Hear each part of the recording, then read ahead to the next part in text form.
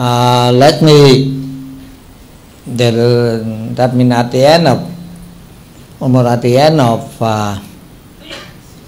this morning lecture, we are talking about the Ashokan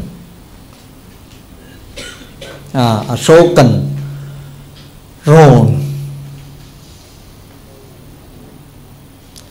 in propagating Buddhism, in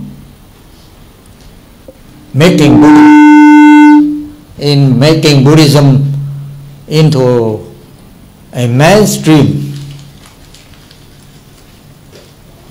of Indian life, including political, social, economic, and even Emperor Ashoka still wished to spread the Buddha message to other area of the world. And we know that he sent 6-7 delegation to east, to north, to south, these things, to west. So, but then the question that this morning I am talking about the Avatangsaka Sutta, and then the Prajna Paramita Sutta, that two men beside the Satpana Bundarika, the three men sutra in Mahayana Buddhism.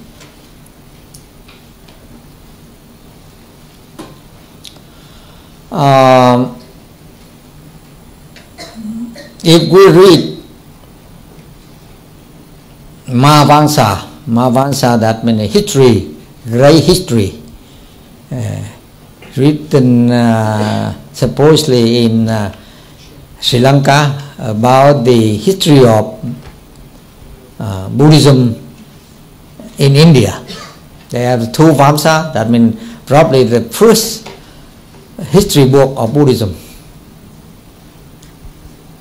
We have Mahavamsa and Julavamsa. Julavamsa on the history of Buddhism in Sri Lanka, and Mahavamsa Buddhism in, and there, because we're talking about the edict, Ashokan edict, that now we found and still there, we could read ourselves. In one of the edict, we only talking about that Emperor Ashoka ordered that the Sangha should read 5 sutta. And I'm not talking about now we're talking about the significance, the meaning of this order. What does that mean? This morning I only talking about that show that probably at that time we, the Buddhists, already make a list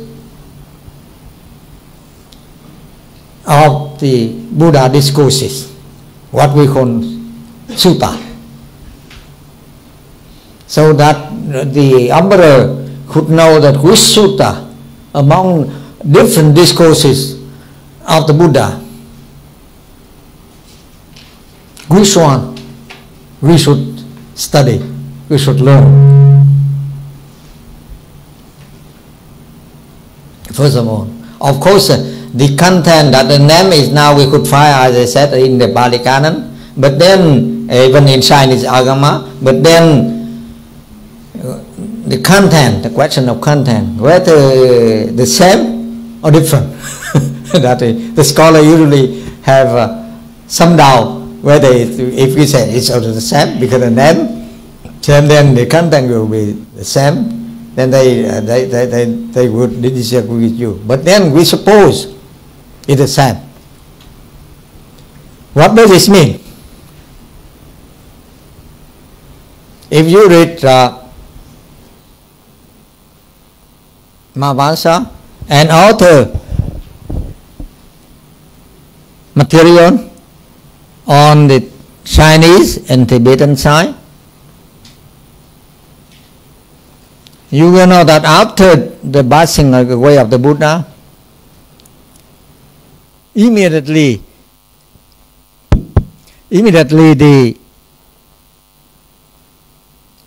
at least we have 18 or 20 school group of Buddhists. That means now they have writing about all these things already. We have by André Barreau, the famous scholar, French scholar. If they published it almost 60 years ago, and now we could do new research on it. Because now we have better view, better material, you know. And we will see at that time, that means after passing away of the Buddha, then at least 18 school to 20 school appear. Of course, in there they have different view of on different topic in the Buddha discourse. That means there's some disagreement even after the passing away of the Buddha. So for almost we would say that 100 years, 200 years after passing away, that means the growing up, the expansion of this school.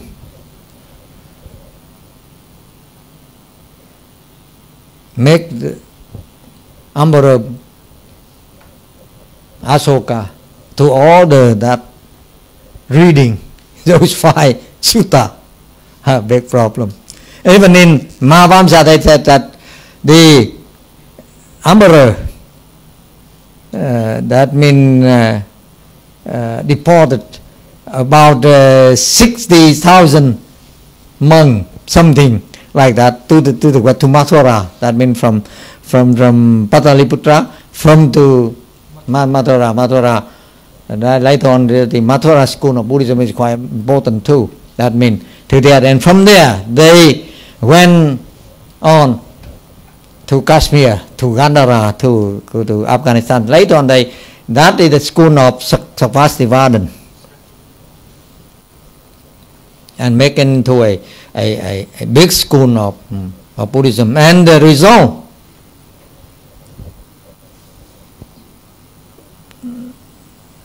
of this development, Western development of Buddhism, due to the edict of Ashokan policy, we see that up to the Kanishka time, about that means 500 years after the Buddha passing away, that means about 1st century AD or BC, that before Common Era. Then appear, that means the big work that's now existing in Chinese translation by Xuanzang, that is Mahavibhasha. There are a lot of material on there. Yeah, even that means when I look around to see, that means the eating of beton. That means in Vietnam we have that eating beton and some fruit. That means like coconut fruit, something small one, and something. Yeah. Whether is that is especially Vietnamese or Taiwanese. Later on, Taiwanese also have that habit of eating that beton on leaf and this thing. But then when we look into the Mahavibhasha, it's there. That means the eating of of Beton and the word for cow is Akon or something like that.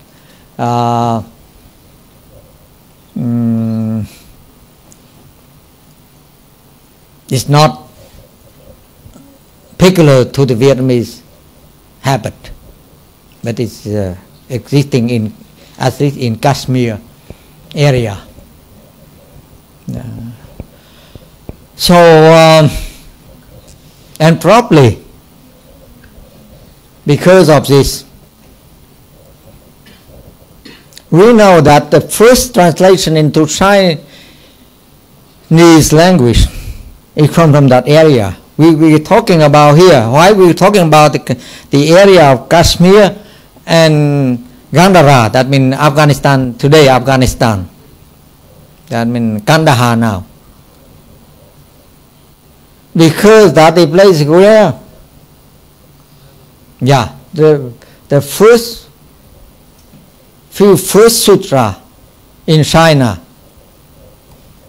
was translated from there by the name Anshu, among which there's a very important sutra related to Bali Canon, that is the Anapanasati. Actually, if anybody here, they carry out some study on that. I think it's between the Chinese version, probably they, at the area mostly Sanskrit, now we have Gandhari, that means we discover the Dhammapada in Gandhari language, very similar to Sanskrit. Yeah, published already, Oxford University Press. So if we do carry our study of the Anapanasati in Pali together with the Chinese translation in connection with the Dhammapada Gandhari version, then probably we will see something new on the first expansion of Buddhism from India to outer country. Here is a China. That is material, because the early material, I will talk about a little bit later about to Vietnam. Vietnam, that means the southern part of the Chinese continent. And there they have port, seaport, and mostly we have information about the stop by North Vietnam by the Red Delta River, Red River Delta of the Indian venerable or missionary before coming to China.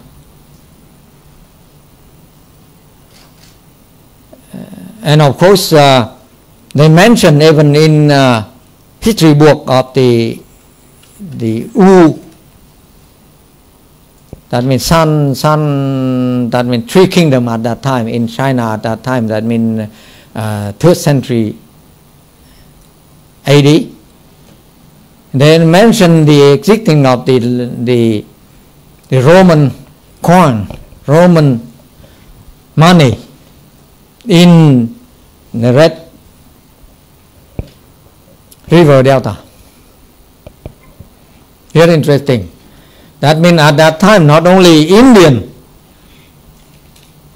merchant together with the Indian venerable, Indian monk, but also there's a Roman merchant or the merchant from Roman Empire.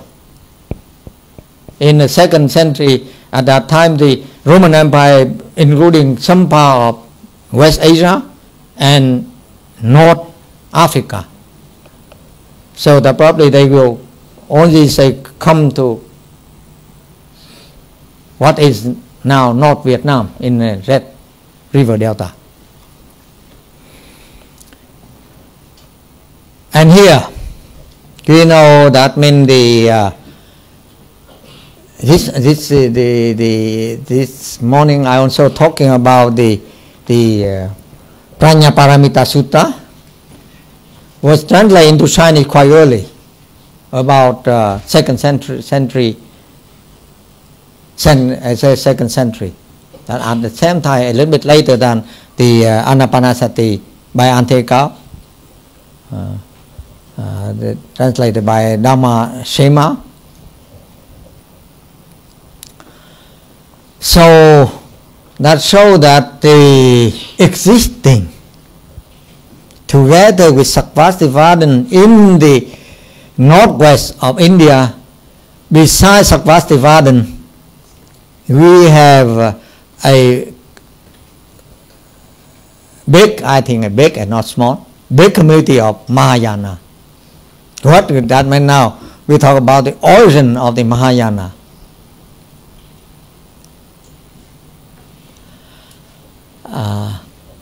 So that that means probably when Ashokan, that means when Emperor Ashoka deported these venerable about 60,000 venerable according to Vamsa to the northwest like that, including all, that means among these venerable there's the Mahayana venerable or Bodhisattva. That means in the Prajnaparamita Sutta. And on the south, that means where the now in Vietnam, that means in Red River Delta. Of course, they went there by sea route. And when by sea route, that means either they started from eastern India or southern India. The interesting thing is that you know Nagarjuna, that we talk about Madhyamika, this morning we talk about Madhyamika Karika Sutra and about the great Nagarjuna, great patriarch. He comes from the south. Even some legend saying that Nagarjuna himself took this Prajnaparamita Sutra from the palace, dragon palace. Whether there is dragon or not, but in India now we have Nagaland, you know. Naga is dragon or snake or something like that, or the Nagaland. So at that time, probably in the south of near Chennai, that area now, they have the Nagarjuna Kondi, that a archaeological site. There's this. So and even Bodhidharma, famous Zen master, himself from that area, from the south. The Vietnam, the introduction of Zen Buddhism into Vietnam by Vinita Ruchi. If we in Vietnam we know that Vinita Ruchi from India, he went to China and studied with the third patriarch of Bodhidharma Zen school, and then he went down to Vietnam to set up the Vietnamese first Zen school. But then now we know much better through a few years ago, Indian Ministry of Tourism together with Indian Sangha, they organized a conference on Bodhidharma. At the end of that conference, they proposed to set up a Bodhidharma University in the south, in Dhamma Bodhidharma native place. I believe that Probably Vinitaruchi of Vietnam in the 6th century. Bodhidharma come to China. The question of dating is a big problem for Bodhidharma. I mean, either at the end of 5th century, early 6th century, because now in Zen history book they have a conversation between Bodhidharma with Emperor Liang of China, Liang Wuti, Emperor Wu of Liang dynasty in China. When the Liang dynasty set up in 502, that means early 6th century. That shows that probably Vinitaruchi have some connection with Bodhidharma. Probably has some connection somehow. So when he grew up and he decided to find after his relative, something like that, from there, and he went from South India to North India, to Northwest India, from Northwest India he went to China, and there he learned that Bodhidharma is passing away, and he disciple Huiko also passing away, but disciple of Huika, that means Sung San, that means Tang San, still around. So he come to this master his study.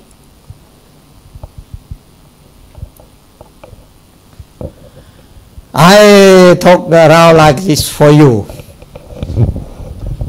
So first I want to have some idea of where Mahayana Buddhism started in India. Of course it started from Buddha, but after too many centuries, then where do they start and introduce into China, into Vietnam?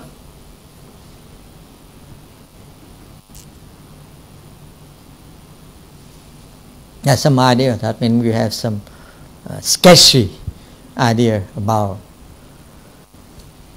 And this morning I will talk about three main concepts of Mahayana. That means the Paticcasamuppada and the first preservation of the Buddha in Mahayana view, in connection with our Pali Canon, the first turning of the wheel.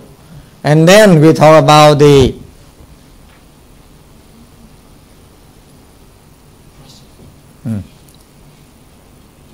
Prajnaparamita Sutta. That means the emptiness, the concept of emptiness. And the concept of emptiness is related in Mahayana view, is connected with middle path.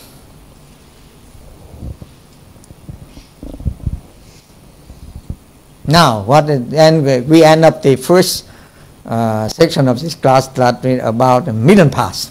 And we have our Rebon here talking about what is middle path. Actually, in first turning of the wheel in Pali Canon, middle path, that means eightfold path.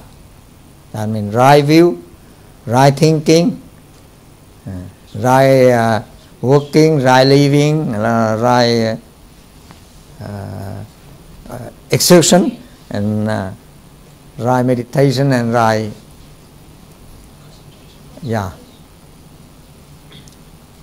panya. And we have a phone path like that. But then now, what is the middle path in Nagarjuna and in Mahayana in general?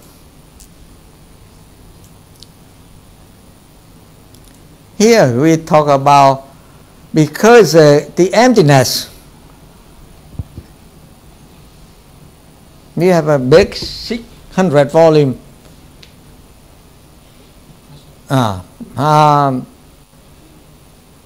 Prajna Paramita.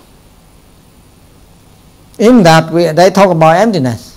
but at the same time they talk about what? The 6 paramita.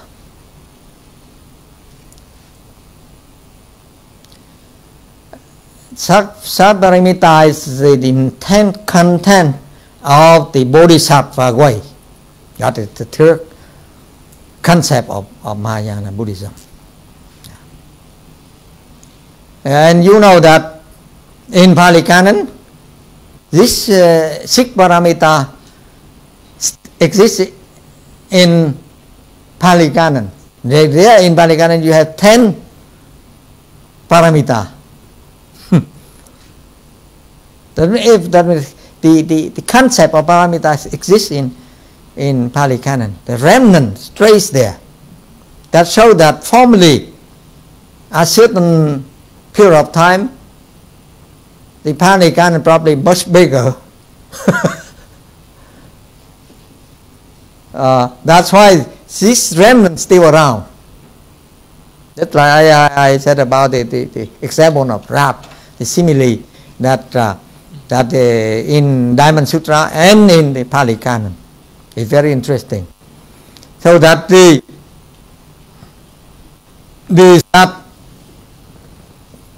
paramita, that means 6 paramita, the content of Bodhisattva is what? That means dana, giving or sharing. Actually, later on we should dana is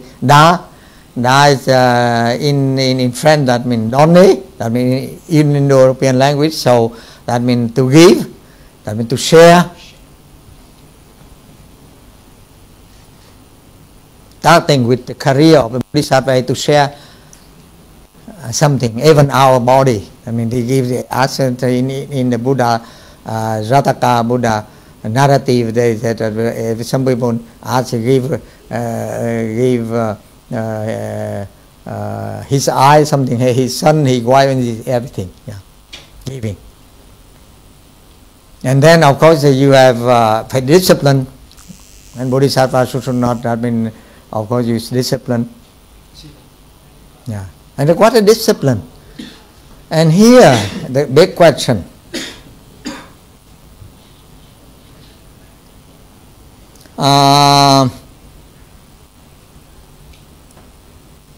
Later on, we have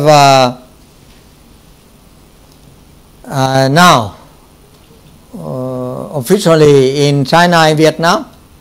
After that, after what they call Sravaka ordination, using Pratimoksha, that is like the in Theravada, a little bit different article there, not important, but mainly they have bhikkhu and bhikkhuni ordination, using that one, and they call it Sravaka ordination. Different from Bodhisattva ordination. After the Sravaka ordination, I'm using that 250 precept, or on the nun side, a bigger number. Then they have the Bodhisattva ordination with 10 some sort of like parajika, and then 48 smaller one precept. Yeah. So and where did this Bodhisattva precept come from? Of course, now we have Brahmajala, what they call Brahmajala Sutta. But Brahmajala Sutta in Mahayana quite different from the Pali Canon Brahmajala.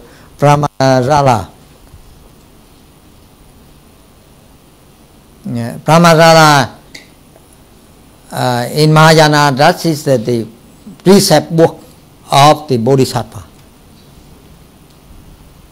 That's like Patimokkha in Bali Canon.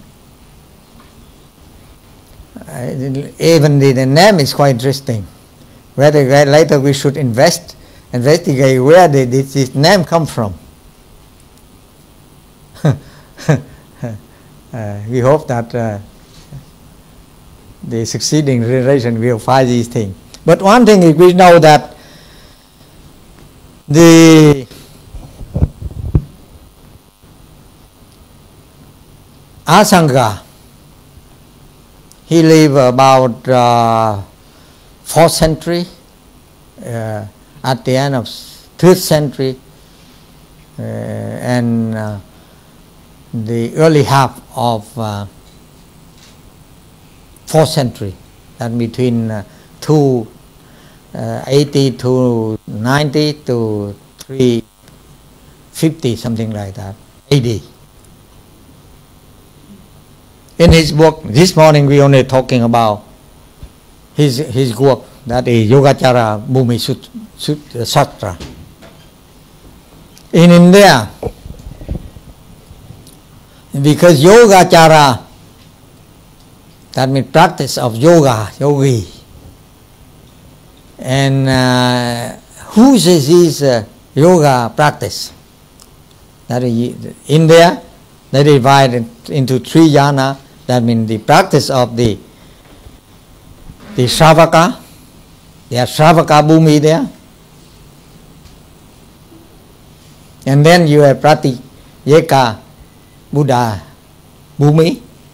And they have, the last one is Bodhisattva Bhumi. Bhumi is what? Bhumi, that means the step, land, or step. Yeah, land, a step. And in that book, Asanga give us that the Bodhisattva, we talk about the Bodhisattva way, the way that Bodhisattva had to practice, let's say to walk, to attend, to walk on that way, so that on that road, so that he could attain Buddhahood. They have 10 steps.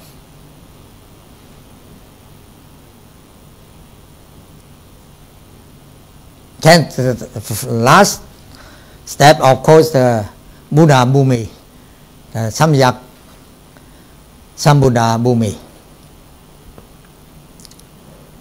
But then, from the 1st step to the 6th step, the Bodhisattva could fall back and forth. Up to the 7th step, they call Asanga called Achala Bhumi. That means immovable step. That through many practice on that way, he could walk up a few steps and then walk back again. That from first Bhumi, the first step, to 6th step, he could move back and forth. That that means his determination not yet strong, not yet immovable. He could move on. That means he could. He refused to walk, to walk on, to continue to walk. So that classify of that kind of practice is very interesting. The Bodhisattva, for the Bodhisattva practice. And also in that section of the work, his work, he also gave us the first information about the Bodhisattva vow, the Prabhupada precept, that later on become the Bodhisattva ordination there, in that Yogacara Bhumi Shastra.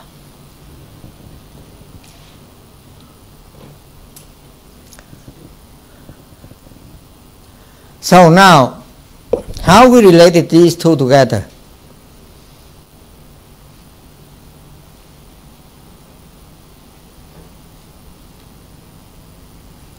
Of course, in Sat Paramita, 6 paramita, we have Dana, we have Vinaya, we have Shanti, that means Shanti, Khanti in Pali, Shanti in Sanskrit, that means endurance. And then we have Virya, Riya, and we have Jnana, that means meditation or mindfulness, and we have wisdom, yeah, Panya. And there are six paramita. So what the difference between these Sat Paramita and a phone path? What's the difference? Of course, the Panya, the last one, on the same. Next to the last one is meditation, on the same. And we make comparison.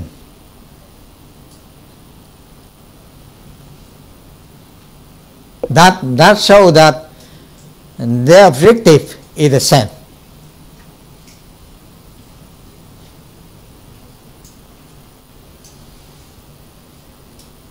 And then on the iPhone part, they have also exception, Viriya, on the same. They don't talk about endurance, Shanti, Khanti, but the rest of the name, only the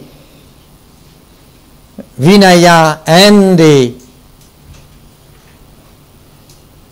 Dana Paramita in corresponding on this one is the right view, right thinking, right working, and right living. These on 8 on part you have these 4, and this you have 2. And of course, not when you talk about Dana, of course you said only that sharing, but how we share, and what we share, where do we get things we share? That of course in that you have right working and right living, Sama, Dhamma and Sama Jiva. You have to work in order to have something to give.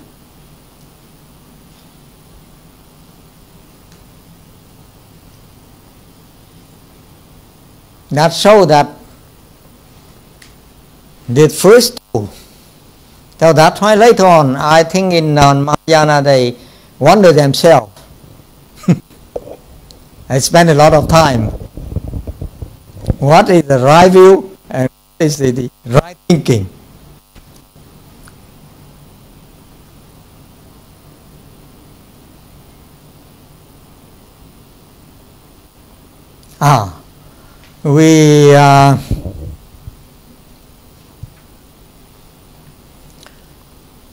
This is a very interesting problem, you know, because the last one is we have wisdom. Wisdom, suppose we have right thinking and right seeing, right view, you know, to have the last one. And of course in Bodhisattva they also talking about wisdom and meditation, that means all the same.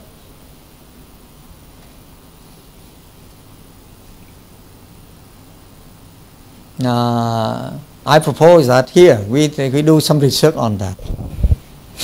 Why? That means why there's a different like this one? And then the A-phone part, of course, they on interestingly enough, from Paramita Sutta down the whole Mahayana Sutra, they never talk about the Bhati Moksha.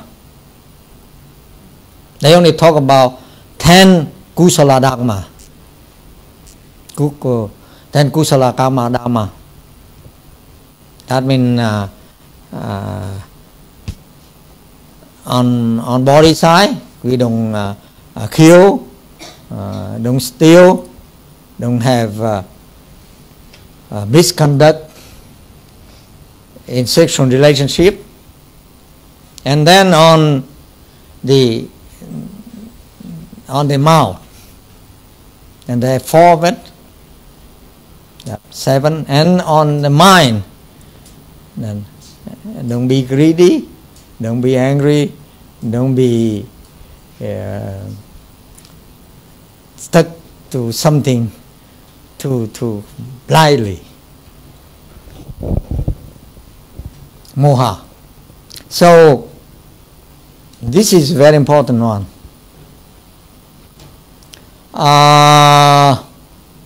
Let me return to one of the problem in Buddhism in China and Vietnam.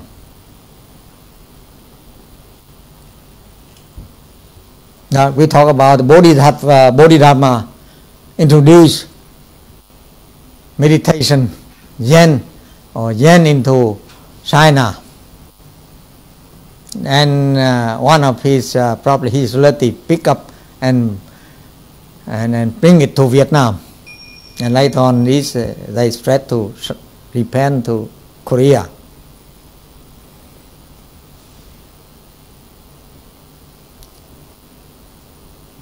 In this school of Buddhism, we know that they probably from Bodhidharma down to Huika, and then to Sengsan, Tangsan, and then to Tao Xin, Dao Tín, and then to Hoàng Zhun. We don't know clearly, but then to the 6th patriarch, Huinang, the famous one, usually considered in history of Zen school of Buddhism in China, in Vietnam. Huinang played a very decisive role, and from there the Zen school developed and become one of the famous school of Buddhism. But Huinang himself died yesterday, day before. Some student working on the Huinang got a book supposed to be recorded, Huinang word, and there we feel that Huinang, he got into Hoàng Zhun monastery or Zen monastery for a few weeks.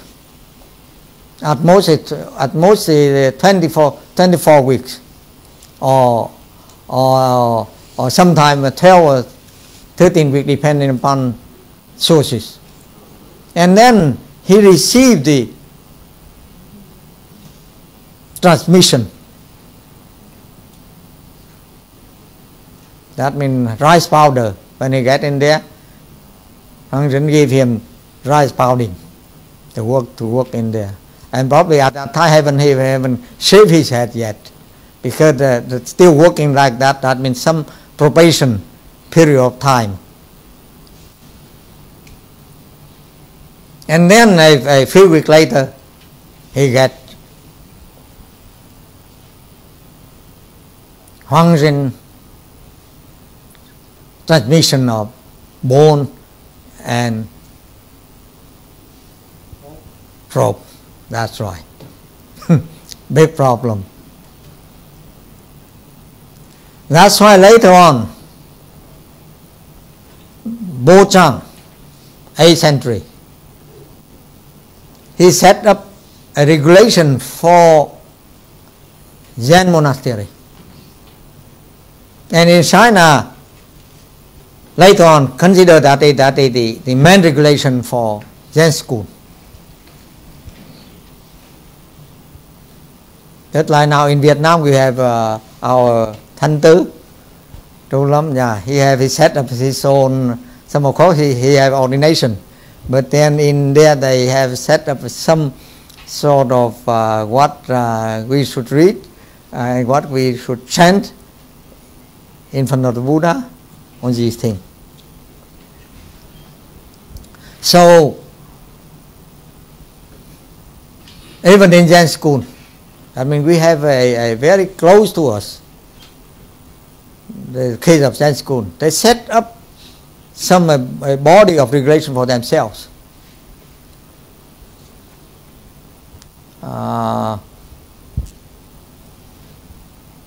In the case of Huinang, and later on in the book, they said that they later on, some 20 years later, because he spent almost 10 years or 15 years in with the hunter, you know, in forest, in the forest to live with the hunter there, and then later on, after thing died down, that means every troubling thing died now, and then he come out, and then he get ordination, and set up his school, his monastery. But then that's a question. That is the question. Actually, people even doubt whether this kind of thing occur. But anyway, I give you all this material so that you could think about that, on the what we call Patimokha, and then in the Bodhisattva vow, where did they come from?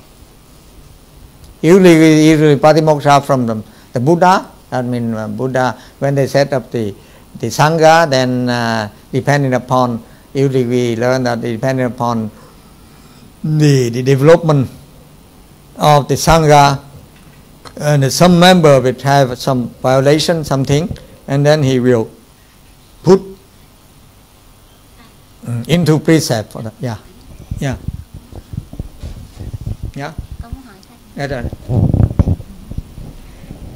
This morning you talk about the yoga chara, especially Vijnana, and I'm interested to learn about that.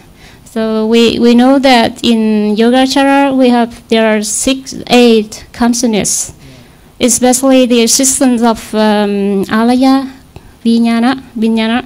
But in Abhidhamma, some scholars say that because we know that we see that regarding to the functions of Bhavanga in Abhidhamma and alaya Vijnana in Yogacara, they have many things in common. That's why some scholars say that the existence of alaya Vijnana is just the development of Bhavanga. They are tools, but one in one. How do you think about that, and why do you agree or disagree with that?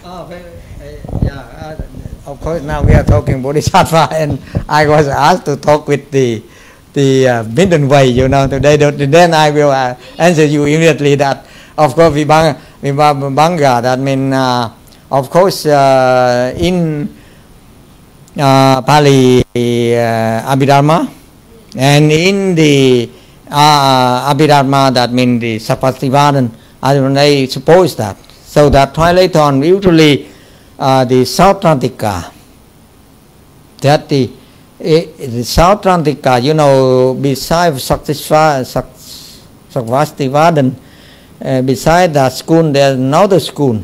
They put it in the name Sautrantika. Sautrantika, what does that mean? That means these people, the the school of South Africa, people in the school of South Africa, they only rely upon sutta. And because of rely upon a sutta, it seems that there's one honorable here. Now he's honorable. Now he's a official of MCU here. I do some research. It seems that his PhD thesis. He talked about that. I mean, there's some actually in Pali, even in Pali Canon, Pali Sutta. There's Buddha talk about that kind of alaya, what we now like call alaya. Some talk like so it's it's not actually not Vasubandhu invention, but actually Vasubandhu formulated into a clear view of things. We have the Vanga, so that question we do some more research. Now somebody already do something about that already. Yes, I know Yeah. that your PhD dissertation is the philosophy of positive conduct. Exactly. So Yeah. I would like to learn more about that. Oh, okay. Yeah. Then yeah. Now let me continue because I suppose to talk to 30. Now I have more 30 minutes, and then 1 hour and a half you have a free time to ask any subject you wish. Yeah. Now I suppose to talk about the middle path. Now middle path is that mean eightfold path. And we try to make a comparison with the Bodhisattva path. That means how what we are called Mahayana, how to relate it to outer school of Buddhism. Theravada Buddhism, actually even what we call Vajrayana Buddhism is a Tibetan master. Some of Tibetan very born here. That means in our formerly ICDV and then IBU, and they disagree that they have Vajrayana. They consider themselves belong to Mahayana, not Vajrayana. Yeah, but then we follow it because actually now they call it Tibetan Buddhism.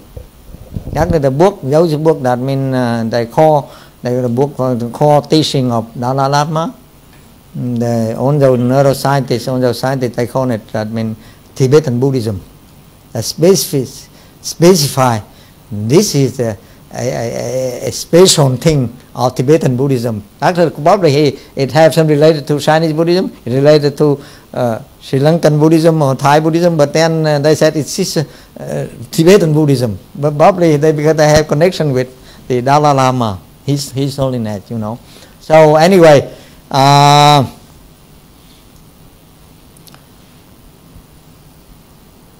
we talk about the middle path. Now, this morning we talk about middle path. At least in Pali Canon, we have at least two different view of this one.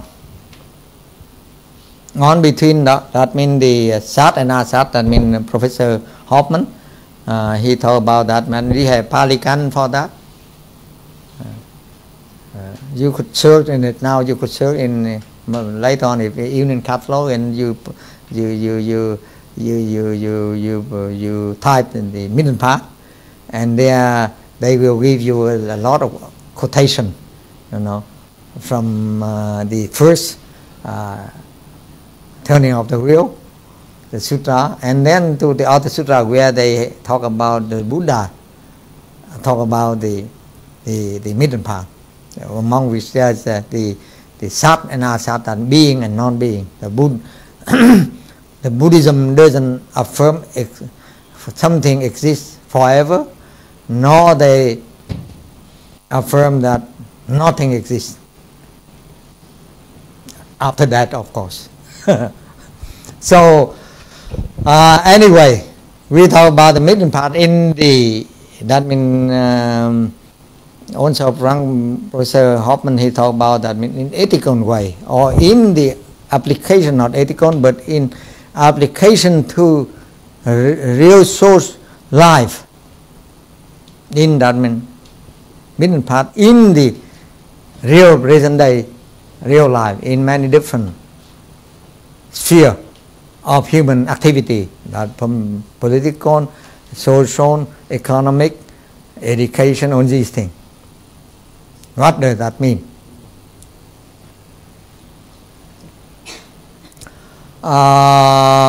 Especially next year, here at MCU, we will talk about that, the middle part approach to the global sustainable development. The goal of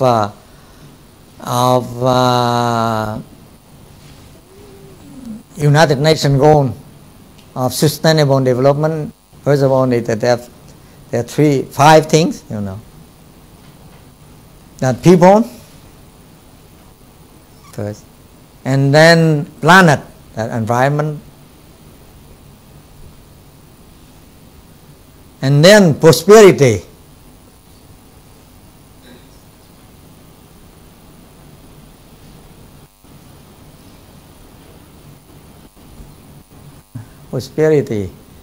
and then peace,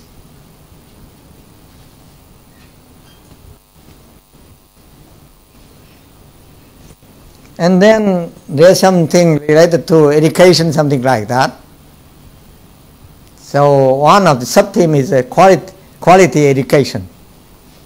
That means now approaching to those sphere of social life, of human life.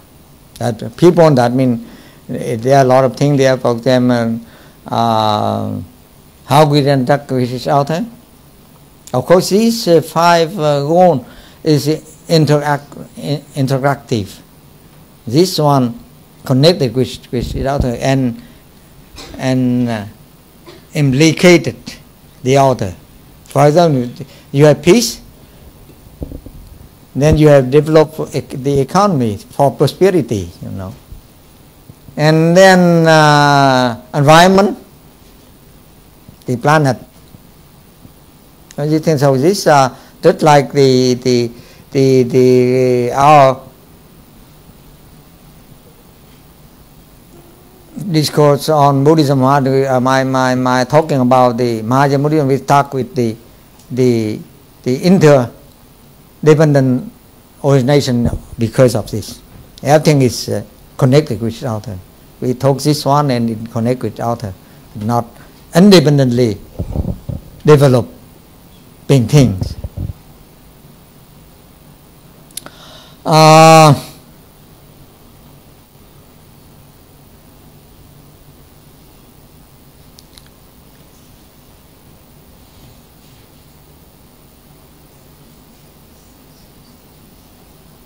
That means that show that the greed, that means the middle part, either we interpret it as a noble middle part, eightfold, or either we interpret it as a 6 paramita, all the same. Actually, especially the object, the objective, the aim, the goal that we aim at, is all the same.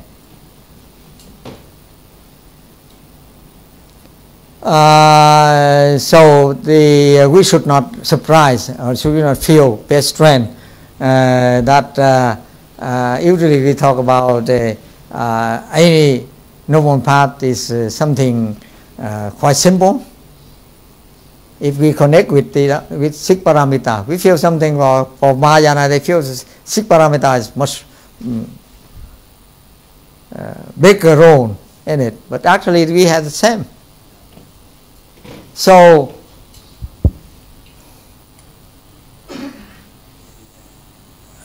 if we apply in our life individually, a right view, right thinking. Now, of course, the right view and right thinking, and we have the outer doctrine of the Buddha. As I said this morning, that means how we right. We define that we have to see thing is changing, thing is not permanent, something like that, and thing that we should share, something like that for outer. That depends the explanation. And of course, philosophically, from the point of view of science and philosophy, then of course we investigate. Just like now, they investigate meditation. Now, of course, meditation is the last one, the next to the last one. But then now we carry out together with all the scientists, branch of science and neuroscience, to carry out how when we sit, practice meditation like that, what happened in our body.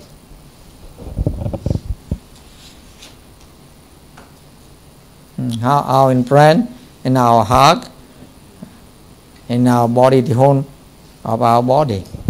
It's very interesting thing.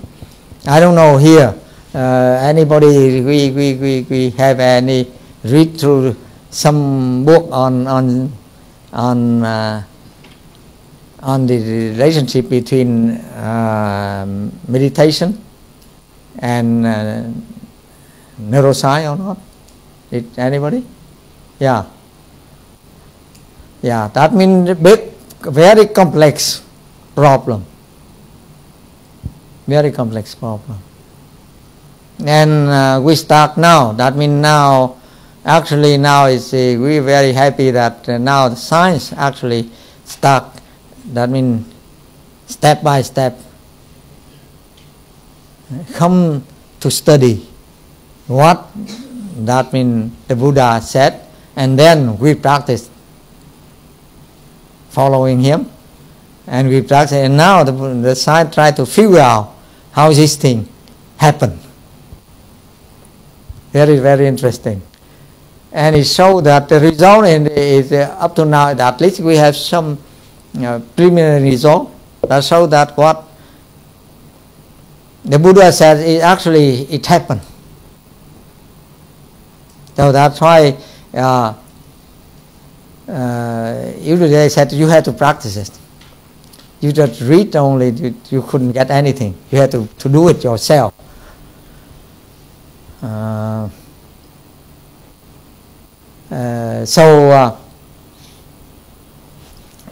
When one Thanh Từ, you know, when I got out of jail, he visited me 20 years ago, and he come from Đà Lạt and to Ho Chi Minh City to see me, and he asked me, so you somehow almost 15 years in jail, what did you get? I said one thing, that means, interestingly enough, of course, I told him that there, of course, they don't allow in jail. They don't. Of course, they have the guard,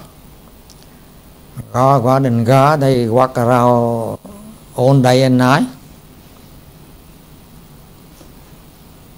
And one of the regulation, jail regulation, that you don't send your sutta in there. You don't practice anything there. In that means you just lie down at a certain time, and at 9 o'clock they have the bell, and you lie down, sleep. Okay, and 5:30 the bell, you come up. But of course, because we live there too long, that we know that the God, sometimes they lazy, you know, they walk around too tired. So of course, first they walk, and then later on 4 or 5. That means they don't walk continuously.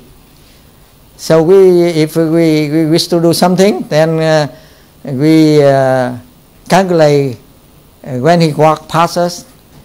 We have to observe them, and when we get back to walk again across our room, what is the time? How many hours? How many minutes? So the truth, and in that means vacant. That means vacancy of the war looking. That means God looking. Then we could do something there.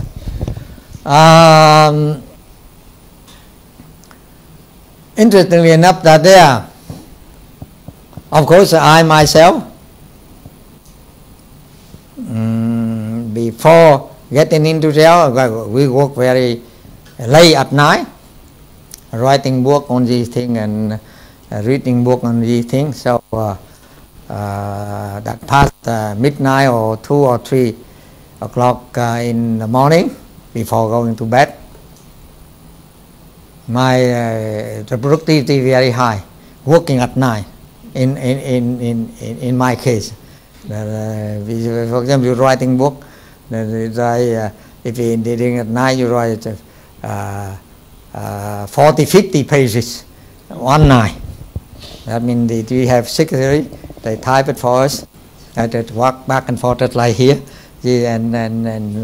and dictating to them to type it.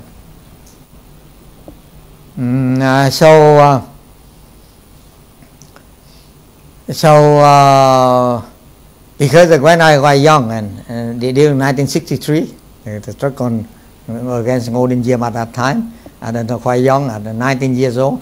At the time they put me in jail, and so I know what you're doing in jail. When you're young, that means sitting.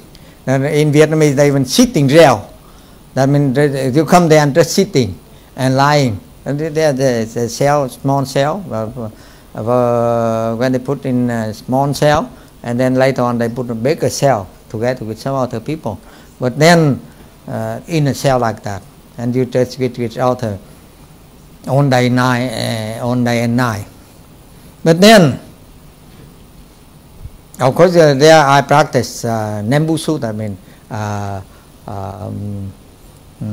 chanting Buddha name. I mean, we lie down. So that according to the, because I working all my life. That means up to when they put me in jail at up to 40 years old. And so we plan that they're going to put in jail. They let me know that. So we plan what we should do in jail. We know that during the Diem government, they put in jail and they're just sitting there. But at that time, very short, a few weeks, and they overthrow the Diem, and we get out. And this time they put it too long. But then anyway, so we plan that now, what we would do when we put there. You know that in jail they don't allow you to read anything, to write anything. Just sitting there, just lying there. So what would you do? I telling myself that, well now we use that leisure time. That's right, and to practice something that we read. For example, they said you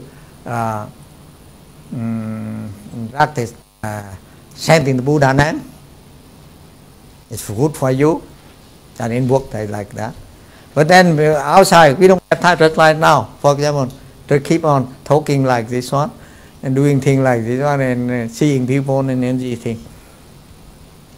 But then we had they're sitting there, not doing anything.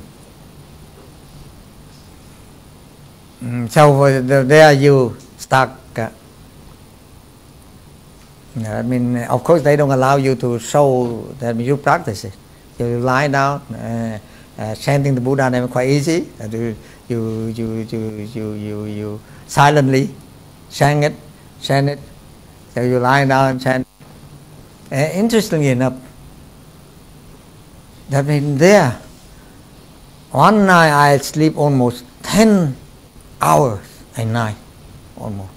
Coming from about, when we are in solitary confinement, in a small cell, and then about after afternoon meal or evening meal, then we start lying down, sleeping. But chanting, that means we counting, because they use the, we don't have the counting instrument, but we did on and they counted 2 or 3 that start chanting 2 or 3 times. Namo Amitabha, something like that. Some just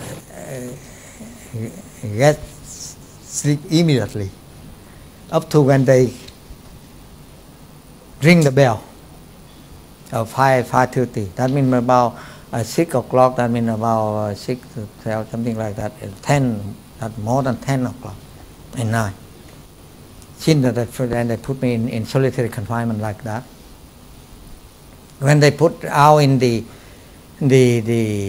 that they call collective confinement, cell confinement, that means altogether inmate, about 40 of them, a big room like this one, a half of this room, 40 of us, and then we lied on the floor, and then we start do that and there we on the same. Chanting a few names 2 or 3 times, then it pass out up to when they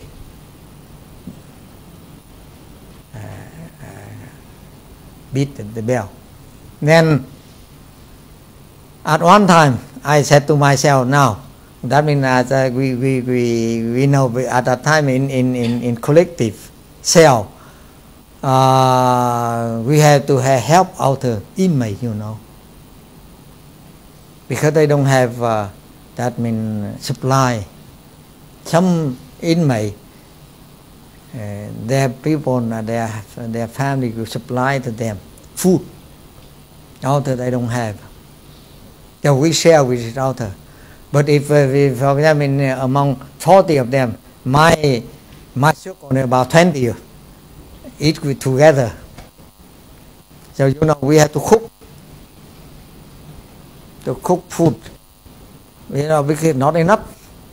So you have to have cook soup, a lot of water in there, and put vegetable or some food in there, so that you could share with other baker. Otherwise, if you tell that it's too small, not enough.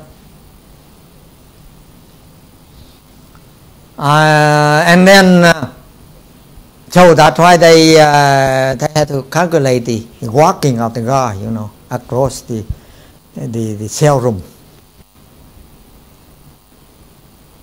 And at one time I tell myself that now we try to practice meditation, that to sit just like in the book, in Cang Sang Hoi book, look at the Pháp môn, 6 marvelous Dharma gate, 6 marvelous method,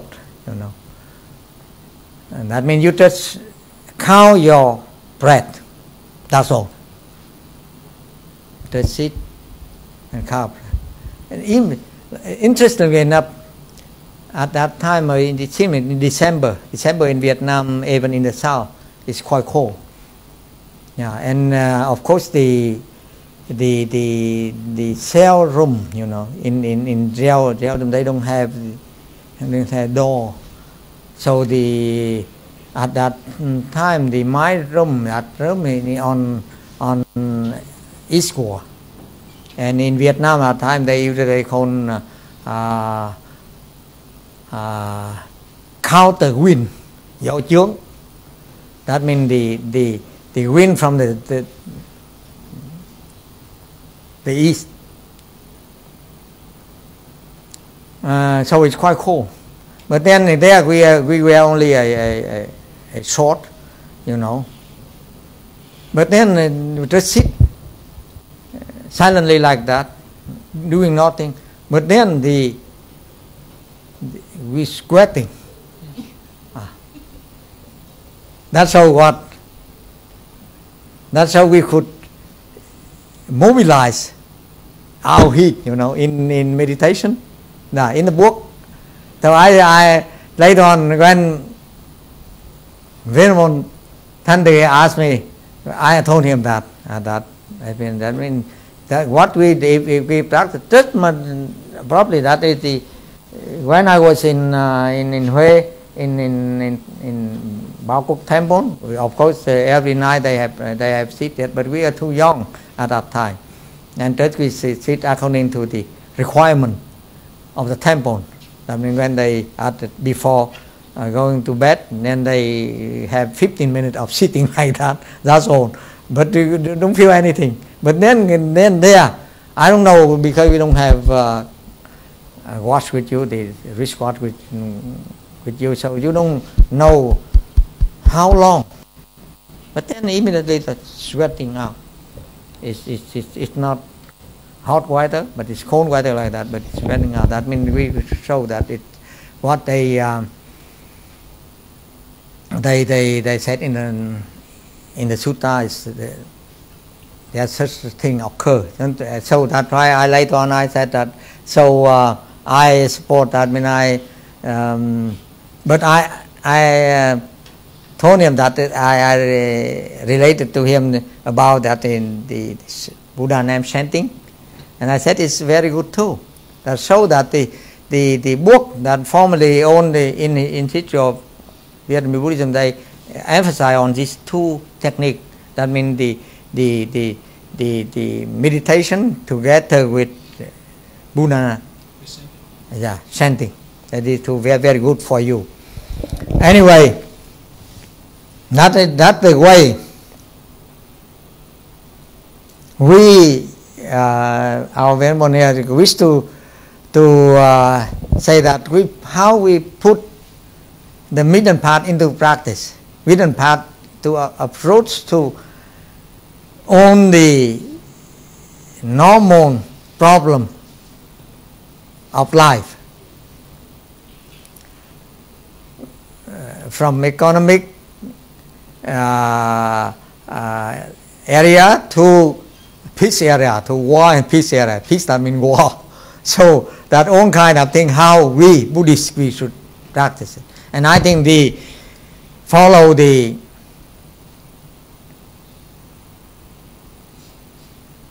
our Buddha step.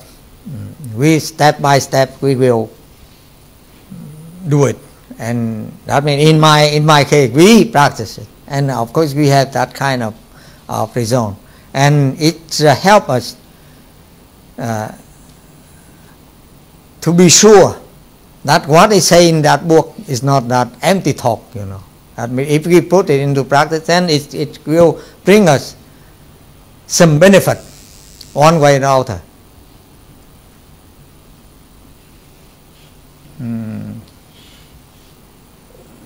So normally, usually they require only monk, for example, monk, and then in Vietnam book and in China, that means when they come into temple, they should practice a number of years. Even when after ordination, it at least 5 years of practice. But then now, unfortunately,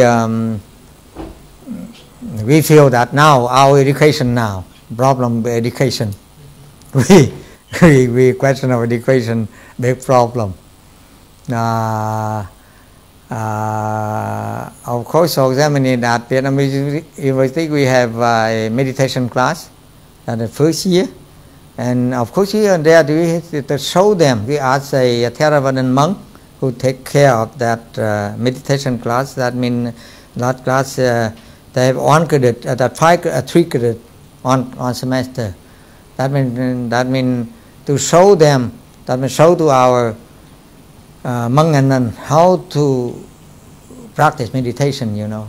That means the way. Just like when I do it in jail. That means when I have in Bao Quốc temple, that means at that time they show us that at that time it just show us how to sit. That's all. But later on in jail we sit like that and we concentrate that keeping breathing in and breathing out, and just kind of result occur. So I think of course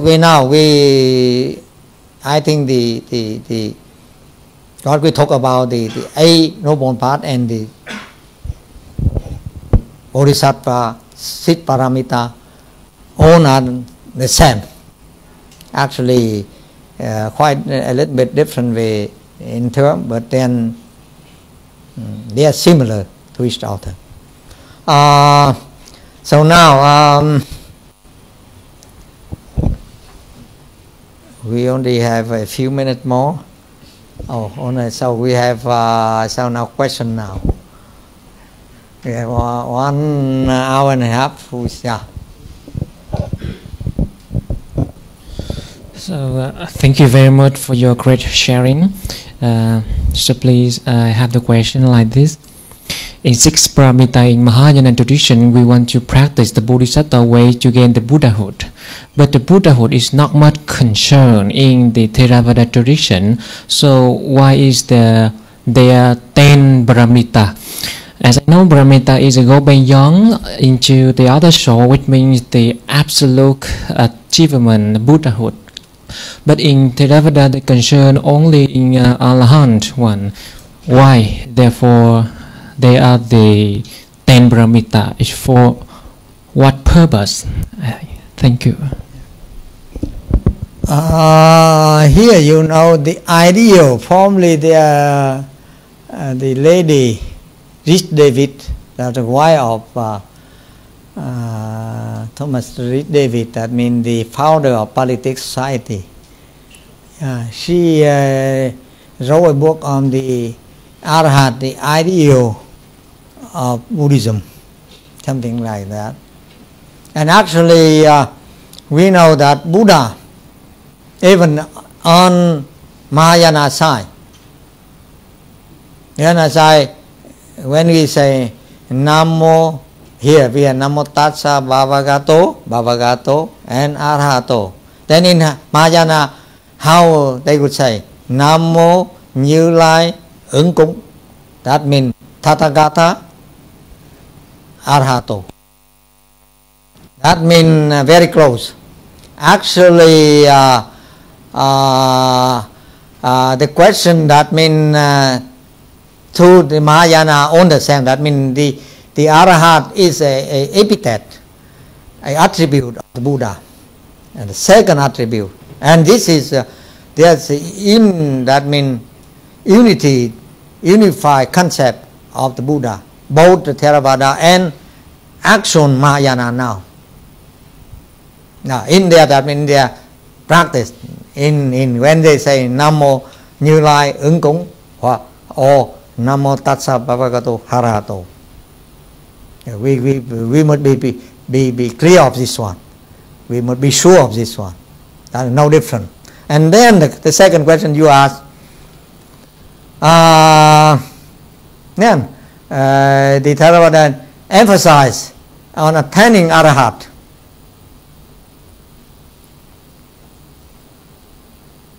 Why in Mahayana they emphasize on attaining the Buddhahood. Here, let me make clear that Buddhahood, not Buddha. That means we attain some degree of enlightenment, Buddhahood. So to me, and I feel that actually just like throughout this lecture, that means we will see that actually there are some trace element. That means actually Buddhism formerly from the Buddha time all are unified, but then later on, because when Buddhism spread different area of the world, different area of India first, then get up some, it occur the different due to the local culture or local demand, something like that, so that there's some different emphasis on different path, different idea in Buddhism.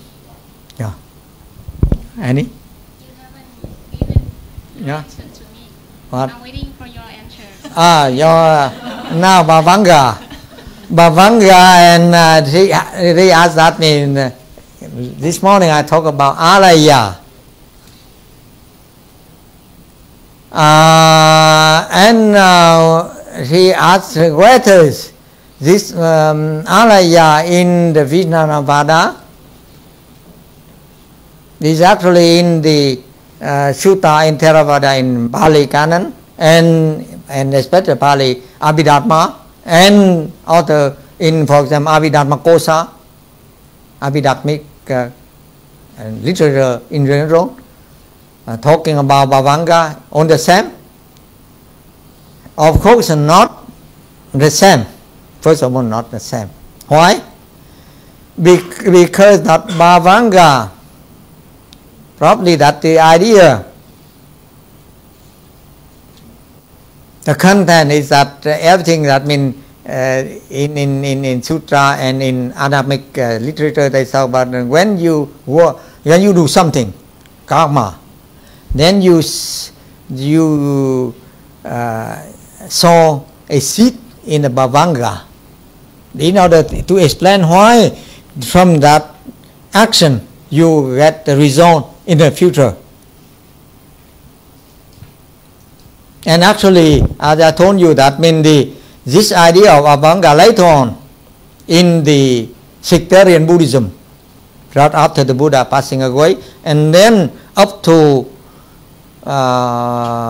Nagarjuna time, that means about 1st century or 2nd century, then they emphasize this one, especially Sautrantika, among all those sects and all those schools of Buddhism existing at that time.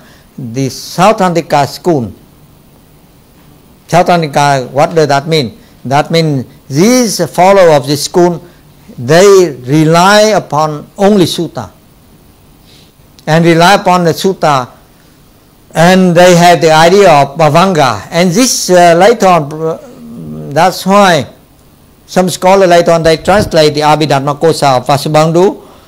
They say that Vasubandhu himself belonged to Sautrantika school in Abhidharma Kosa, but Bhavanga is clearly defined and described in Abhidharma Kosa, you know. And that's why later on, some later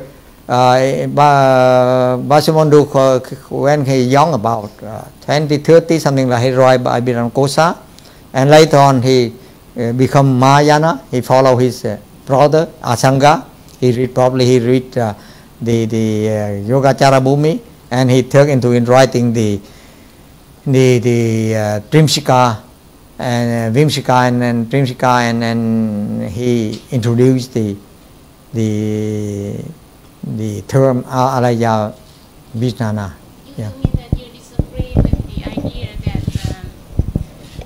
It means that you disagree with the idea that there is no alaya vijnana, but that's just the development of Bhavanga in Abhidhamma. You disagree with that idea. That's right.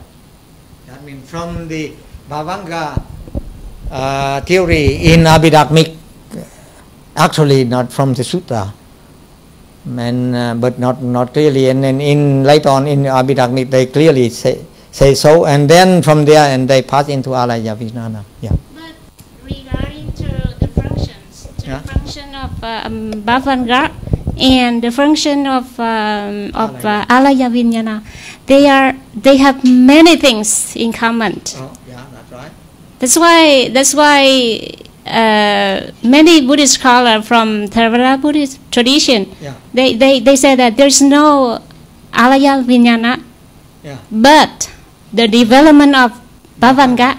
Okay, that's right. Of course, because in the Theravada Abhidhamma and Sutta, that means they don't have that term.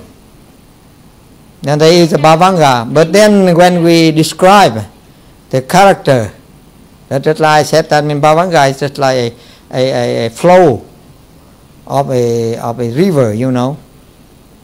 That means so our mind, that what our psychological event occurs just like a flow of the river, you know, bhavanga. Yeah, that means actually even in Trimsika, the Vasamanu, he took the idea of that means the waterfall.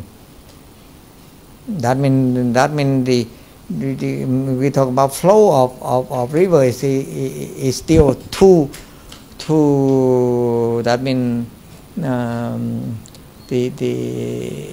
too weak, and the event, my event, is much stronger. It's just like waterfall. Waterfall is stronger than flow of the river, you know. So in Trimsika, Vasamanu used that work, and I think that he borrowed from the Abhidhammic, you know. And you said that on Theravada side, because of course they don't have that alaya term in Theravada concretely, that the Pali, yeah. They agree that they accept the conception of they accept the concept of alaya vijnana, but they said that is just another name to call bhavanga. Oh, that's right. I agree. You agree with that's that? Right, of course. It means they are two, but two in one. It's exactly different name for the same thing, and the same entity. Yeah. Thank you. Thank you. May I have a question about the emptiness in Pratya Paramita? Yeah. When I do the practice meditation, and I'm not sure about the level of the emptiness, because sometimes when we do meditate, we can feel like we have no feeling because no body, and then it seems like there is no mind or timeless, something like that. So I'm not sure the Pratya Paramita also talking about there are maybe so kind of the level of the emptiness, or emptiness is emptiness. First of all, if we talk about the meditative experience, actually, if you practice meditation, you should have a master. The master will, what in old China or Vietnamese way, that they will give you the agreement that you attend some degree, some God degree you attend. That you the master. So usually in meditative here, normally just like when Thích Nhất Thanh or here now we practice mostly that we try to practice the easiest one, because when we do meditation on emptiness, only thing that much higher, much more difficult, you know. And the easiest one is just counting your breath, breathing in and breathing out, anapanasati, you know. That means anapanasati. That means ana and pana. That means pana. That means you breathing out and using. And that's like Thích Nhất Thanh. He only talking about that. And he he's guiding other people in that way. When Buddhism introduced in China, Untitled in 2nd century, he only translated that work. And then when in Vietnam, Thuyết Khương Tăng Hội, he make commentary into it and bring it back to China to give Chinese explanation, you know. And so it's I think and if you practice the breathing in and breathing out, anapanasati, then I think you will feel yourself. Just like I related to you my experience in jail, just sitting there, counting, and sweating out like that. That shows that there's some strength in our body. The thing is that now neuroscience and those scientists, MD on these things, they try to study that. And many interesting thing. I think you should read on those books. And they have a conference. It seems 7-8 conference on that. Yeah, the Dalai Lama, and the latest one is published by the Oxford University Press. So we take that and what we see that what advancement in the measurement from scientific point of view, you know, measurement, because now we know that we have the upper brain, we have upper brain, and we have lower brain. We have stem brain stem. That means we have this brain stem we have in common with other animal.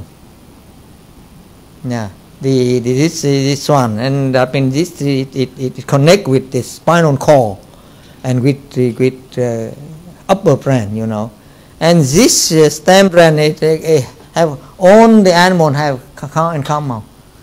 So that's why even the hen could take care of her chick, you know, if something happens. So it's that means this own kind of emotional these things happen here. And the upper brain, there are many different big problem, you know. Hopefully later on, even in Vietnam, I wish that means to set up some center for measurement.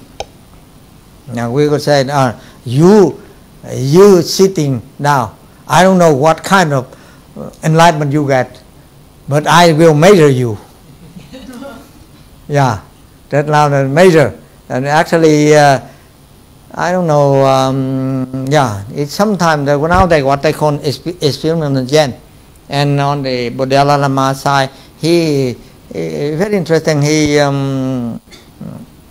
gathered a number of, through his influence, he gathered a number of neuroscientists from America, from France, from Germany, and these things, and set up a group, and they can from in the 80s, 79 something up to the 2000 something, they have 7, 8, 9 meeting on this subject, and every time they had that meeting and they publish it for us to see what advancement in that, in study of the impact of practicing meditation upon our body, our brain. Yeah, and so this one, this kind of that means if you practice with somebody, you will ask that venerable, you know. Yeah, you will, he will give you guidance. Yeah. Anybody else? Yeah.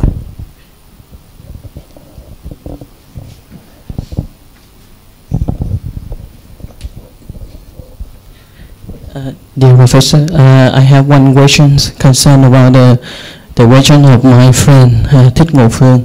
He asked about why the Arahanthood, the person who practice the Sravakayana, they practice 10 parameter, but the Bodhisattva Yana, they practice 6. Why they have the differences? Because can I answer like this? That's page on according to the definitions of the 10 parameter and 6 parameter. So in Sravakayana, apart from 6 parameter in Mahayana Buddhism, the 4 left is the Nakama, Upekha, and Metta parameter. Metta and Karuna, they are the loving kindness. In English, that is called loving kindness. So, based on the definition of the bodhisattva, bodhisattva is based on the bodhicitta. What does mean bodhicitta? Bodhicitta is mean great wisdom and great compassion. So, already concluded the upekha and the metta karuna. And the upekha, that is also one practice of the bodhisattva, immeasurable mind. That's the upekha, metta, karuna. So that is the answer for why in Mahayana they have 6 and in Theravada they have 10 parameter. And another thing that's, well, if we claim that in Mahayana only have 6 parameter is also correct, but somehow according to the Brahma Paramita Sastra, Đại Trí Độ Luận, in Vietnamese Đại Trí Độ Luận, by Nagarjuna, from the book number 1, from chapter 17 to chapter 28, they also mention about 10 parameter. That's right, Professor? Yeah. So we cannot totally say that in Mahayana only have 6 parameter, or in Theravada they have 10 parameters. If we have to, if we go deeply inside, we can know why they have the differences between that. And the main thing that is the purpose in Theravada Buddhism, why they have the Nikama, is mean the renunciation parameter. That is the purpose of the practice. Sravaka practice is attain the Arahanthood. But in Mahayana, 10 parameter will lead you to the Buddhahood. That's the answer. Yeah, and I have the version for the Professor. That's it. This morning you mentioned about the Ajanta cap. Yeah, so I'm very interested with the Ajanta cap.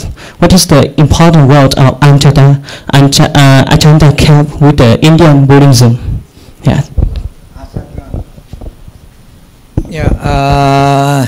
His answer to you about 6 parameter and 10 parameter, of course, very good one, and of course, on Mahayana, I want to talk about 10 parameter too. You know, that is not so, that not Theravadan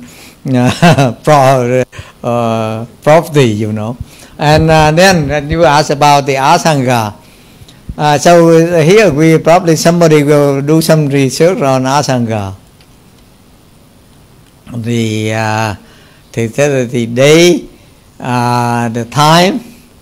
This is one of very famous master, Mahayana master, and his work. That means he has many work. Actually, the question now. That means we only talk about the Yogacara, Bhumi Sutra Shastra. That's his work, his very famous work. Besides that, there are a number of work which sometimes in Chinese tradition they said that because he's suppose Asanga is a master who practices yoga. So they said that now we have some work which put the name of Maitreya. Maitreya is, we know that in Pali also we have Maitreya Bodhisattva. And in Mahayana tradition, we suppose Maitreya Bodhisattva will be the Buddha in the future. And even there are some Mahayana Sutra, they say that if we, human beings, could live 10,000 years old, then at that time we will have the appearance of Maitreya Buddha. hopefully, I think that our human being, by this time, my own view is that we could lengthening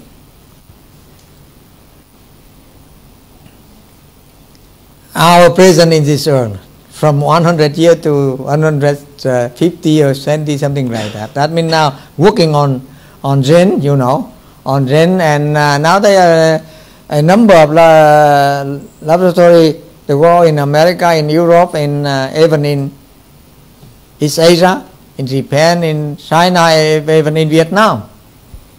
We are working, a number of scientists still working on that. Actually, we Buddhist University, we should carry out some of this work. That means on how to lengthening the life, and the possibility is there.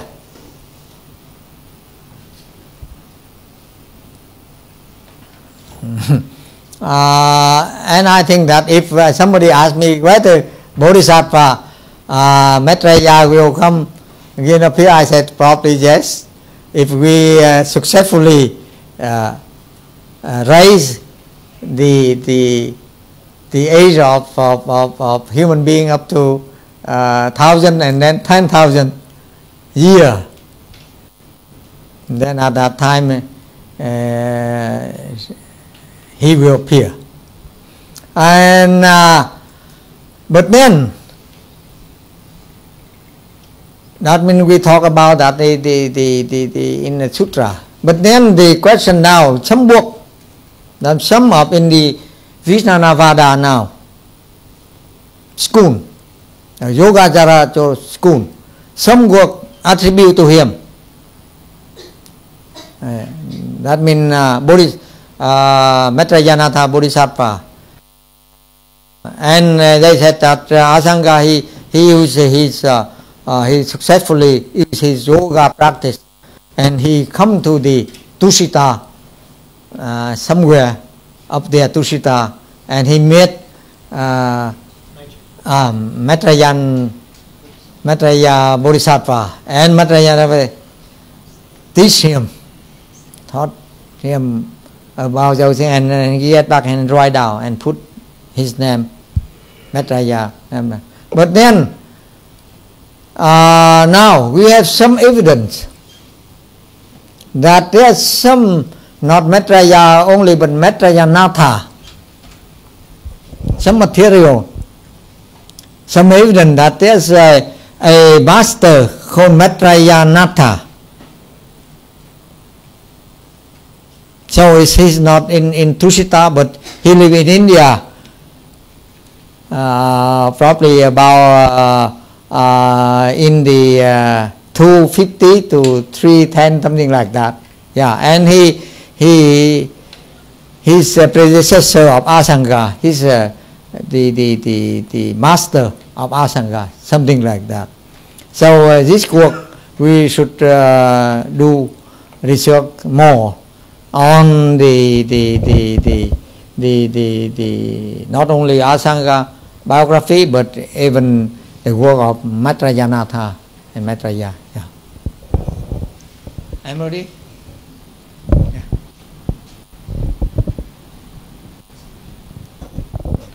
May I ask you about another Mahayana Sutra? I'm also heard about 8 years before Sakyamuni Buddha passed away or Pariniphan, he emphasized on Lotus Sutra, Sattam Puntarika Sut, and also I think in the Buddhism in European, Professor T that making speech also talking about this sutra also spread to European as well. Can you explain me more about this sutra in? Yeah. Yeah, Lotus Sutra is one of the main sutra of the Mahayana Buddhism. And there it is supposed to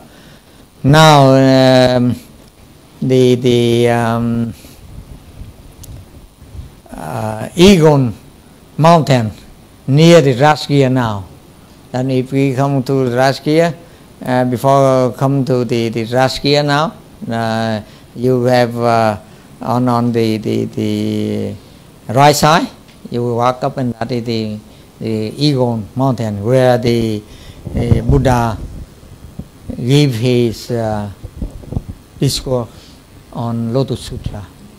And the Rashgiya now, the Nichiren, the Hokke school of Japanese Buddhism, they set up some building there. Even they build up a hotel, because the pilgrim, Japanese pilgrim and international pilgrim will wish to visit that place, the place that where the Buddha gave discourse on Lotus Sutra. So, but then here we didn't talk about Mahayana Buddhism, we didn't talk about it, but that means some related to thing related to our Pali Canon, you know. Even that when I mentioned the Prajna Paramita Sutra, many things there. They exist here and there in Pali Canon, you know. Just like you have Sunya Sutta, Chula, and you have also rap example in these things, you know. So, but in Lotus Sutra, Lotus Sutra, there the thing is that it gives us some explain. You ask about the content. What is the meaning of the sutra? What is Buddha taught there? What the message he gave to us there? First of all, that sutra, of course, affirmed that everybody could become Buddha, even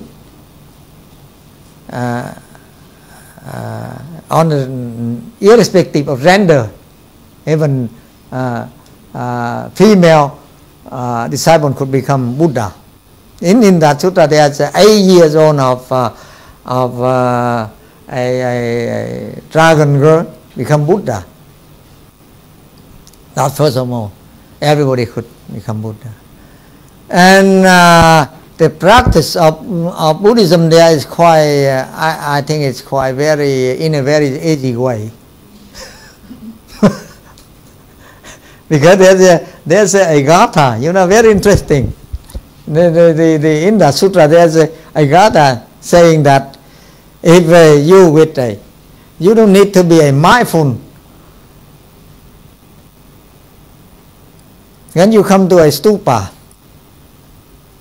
you don't need to be a very mindful, you have concentrated your mind there, you just there, but you just chanting a Buddha name, and the Buddha promised you that you will become Buddha. That's very easy. That means so that's why later on come to Japan, you know. Nowadays the Japanese, they only recite Namo Hokke, something like that. I mean, they don't recite Buddha name, they don't practice, they just,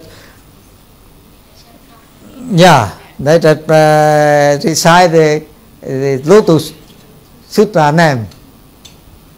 But then, the question that our Vemone propose here,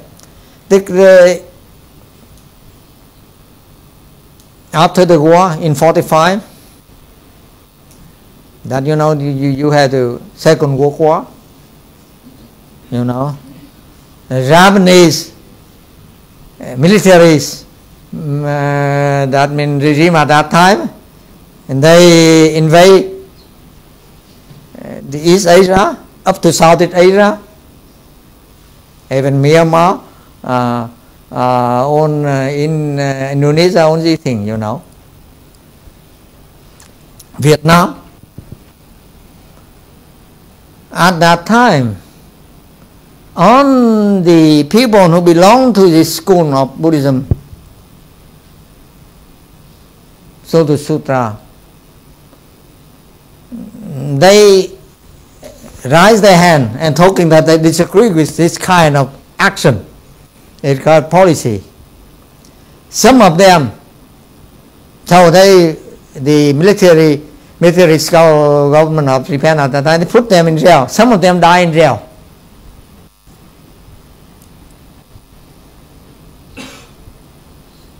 That if we said that during the World War II, Japan sent their army around area like that, what the Buddhists do? Then there's some Buddhist follower of that Lotus Sutra, they raise their hand and talk with the government that they disagree with it. Why the reason? Huh? Why the reason to explain to disagree? Huh? What are the reason? When they disagree, what did they say? Of course, that they have reason that they are not right. Of course, when you invade other country, it's not right. And especially you are a Buddhist country, you know. So that's not right. That most of those Japanese soldiers there they are Buddhists. Even at that time, the Chinese Buddhist Association at that time appealed the Japanese Buddhist Association to 1937. Only occurred the clash between Chinese troop and Japanese troop, you know.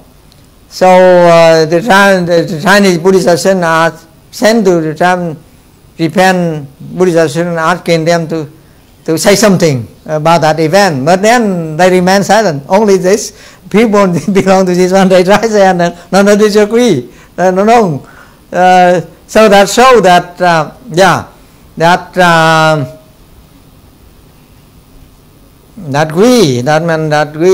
they put, of course, not the majority of them, but few of the Buddhists, they courageous enough to stand up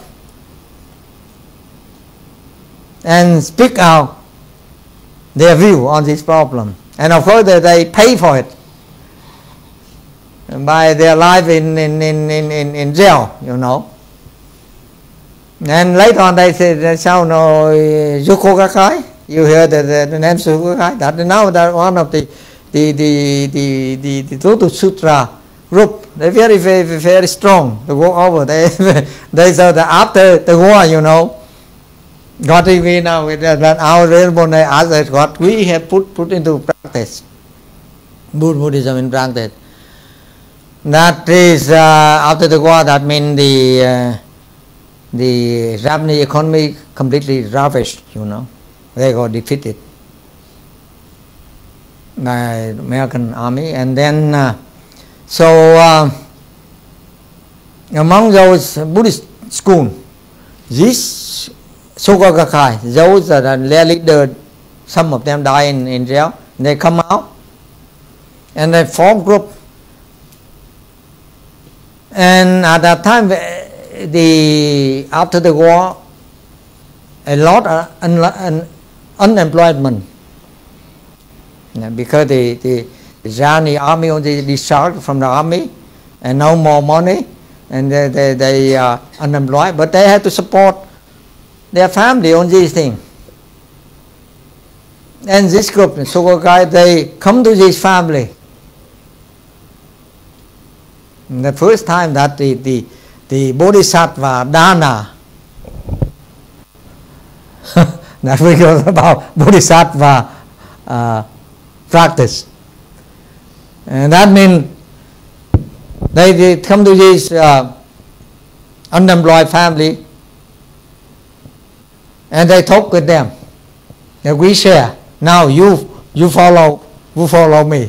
Who follow me? We belong to the Soka-Gakkai, the Lotus Sutra, and then you follow. That means you belong to our group.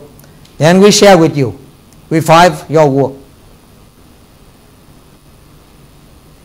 So later on, about in the 60s and 70s, that they become a very big group, you know. And now they build temple around the world, you know. Some of them in India too.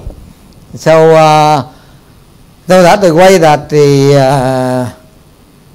Buddhists put into practice like that, you know, that depend, that mean that each group of Buddhists have their own way of sharing, of putting the message of Buddha into practice like that.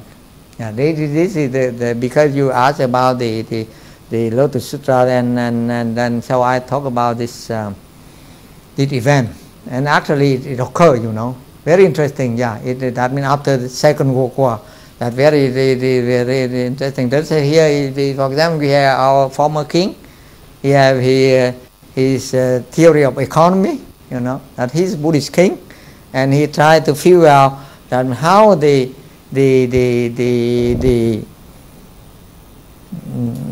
Buddha teaching will put into practice as he's a leader of the country, you know. Just like in Vietnam, we have a Buddhist regime, and some of them come from temple,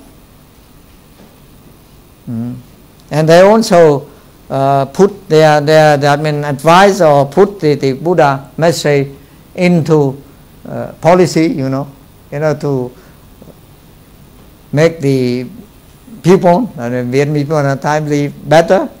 They could, happier. So I think that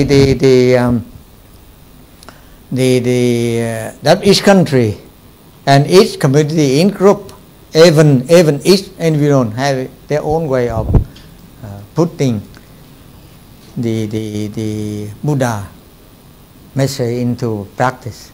Yeah, besides the sitting meditation, you know. Yeah. Anybody else? So I have another question, please. So Professor, I'm doing on mindfulness meditation for my thesis. So in the Satipatthana Sutta, the Buddha said Ekayano Maggo is the only way, or the direct way, or the one way direct ahead into the Nibbana. According to your understanding, is Ekayana Maggo is the only way, or the direct way, or what kind of translation is to suit to this phrase of Bali? That is one point. Another point is, like my understanding like this, if something incorrect, so please you correct me. Like we human beings, we have the capacity of being thinking. So that is the reason why we can recall the past and imagine the future.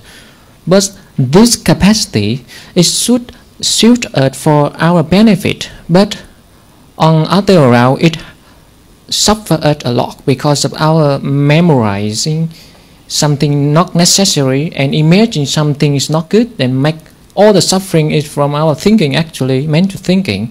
So the Buddha asked us to contemplate or pay our awareness, attention on the breath in and out, anapanasati.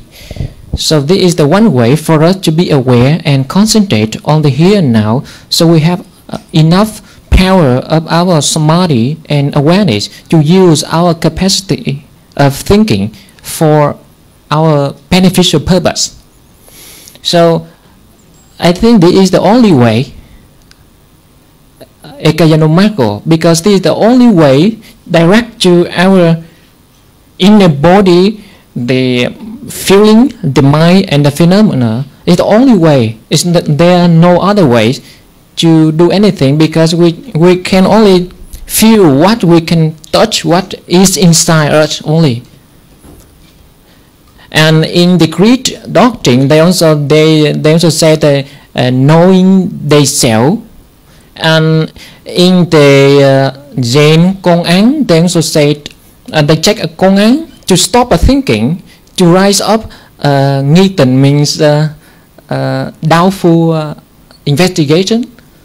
So all this method is just to stop our thinking first, and then to be aware and to awake and to observe the phenomena come and go.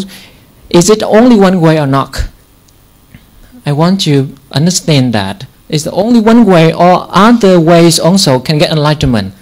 And why the Buddha said Ekayono Mako in the Satipatthana Sutta in Majjhima Nikaya number 10 and Digha Nikaya number 22, I think. So please. Of course, as I talk in this lecture about that, I emphasize that, as you said about anapanasati. And actually, when we said that, we stop thinking, or we have to empty our head, you know. Actually, if just like I telling you about that, when I just sit and breathing out, breathing in, nothing else. Because when we counting, that means we concentrate on one thing. So no other thought, no other way of thinking could infiltrate in that process. So I think the Buddha said that the only way that's all right. That means that at least if we practice, we know that. If we don't practice, we will wonder ourselves.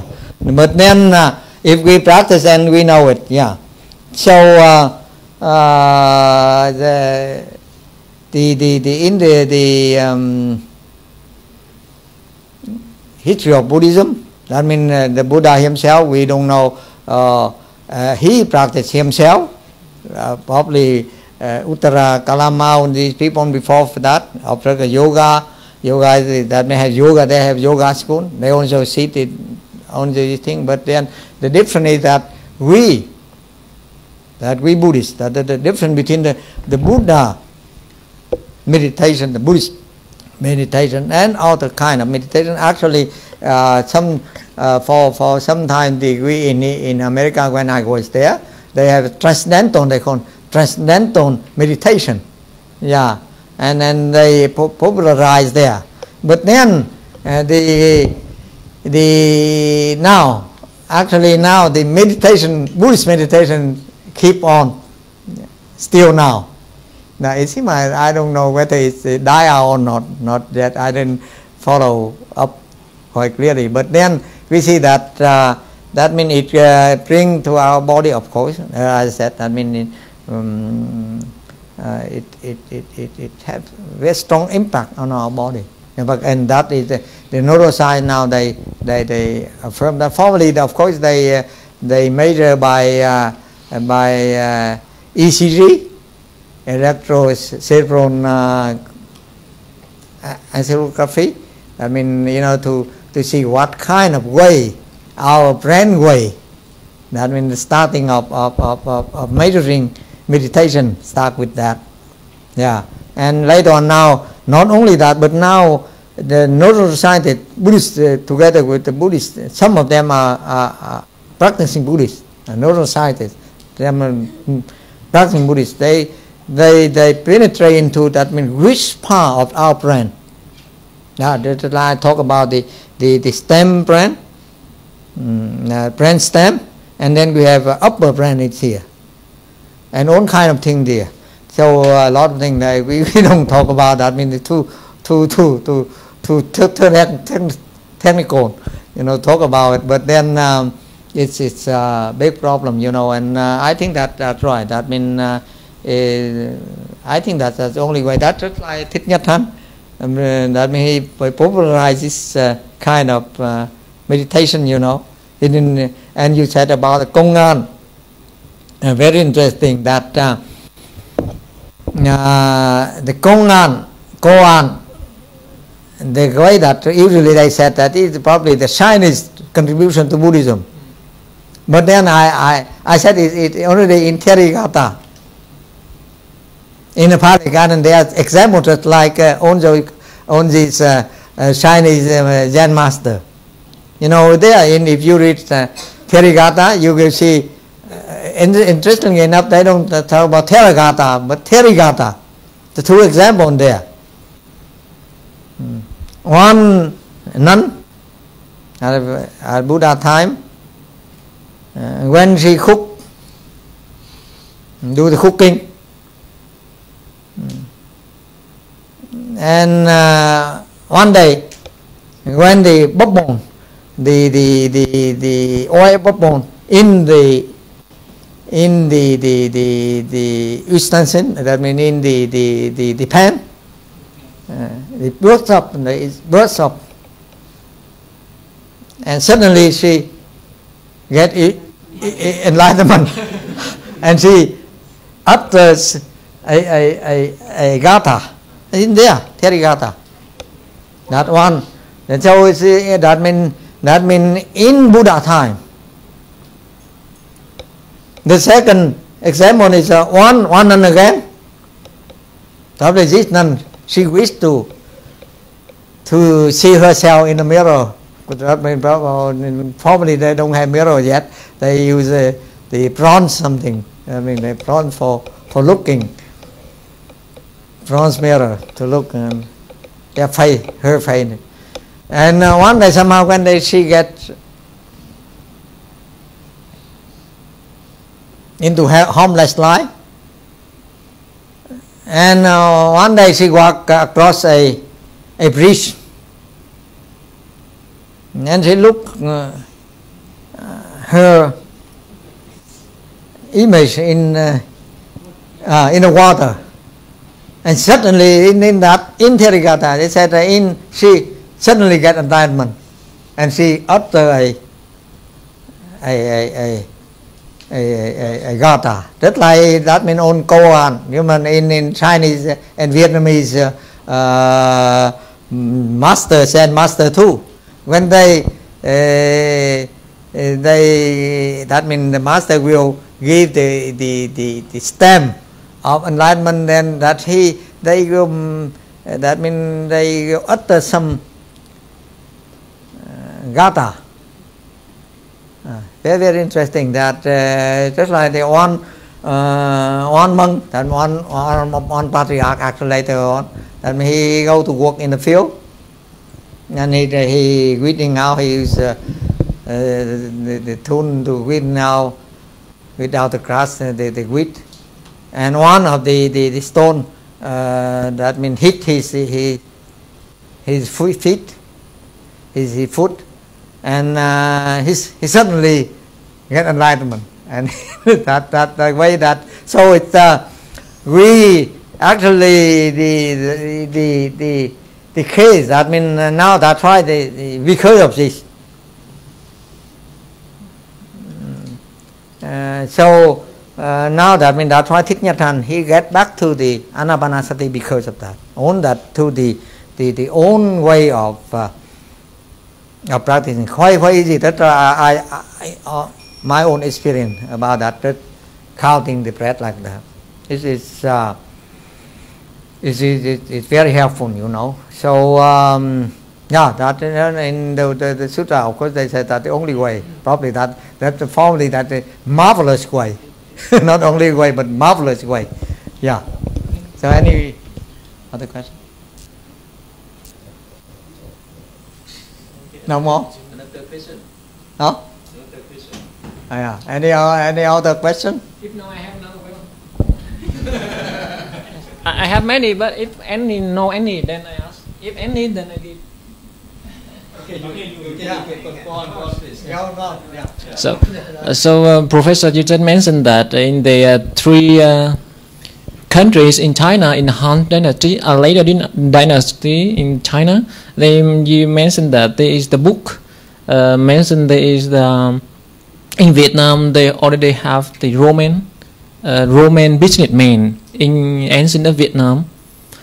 I want to know the book's name. That means the Han. Yeah. That means An Ban Thủ Ý.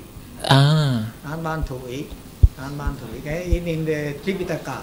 Okay. In Chinese Tripitaka, it seems that yeah, and the preface that Khương Tăng Hồi he wrote about this sutra. I only put in the Khương Tăng Hồi complete work of Khương Tăng Hồi. Yeah. And another story of the Anh Trầu Câu. Yes, you mentioned that Anh Trầu Câu 18th already have the information in the Mahavaga, isn't it? Mahavaka, the story of eating Mahavamsa, isn't it? Mahavamsa. In that story have in Mahavamsa? It's not Mahavamsa about the Asoka mainly. Yeah, that's about the Buddhism in India. Yeah. In which author, in which works we can find that story? That story is interesting. I mean, the trace back into the origin. Where is it? We can get the book's name.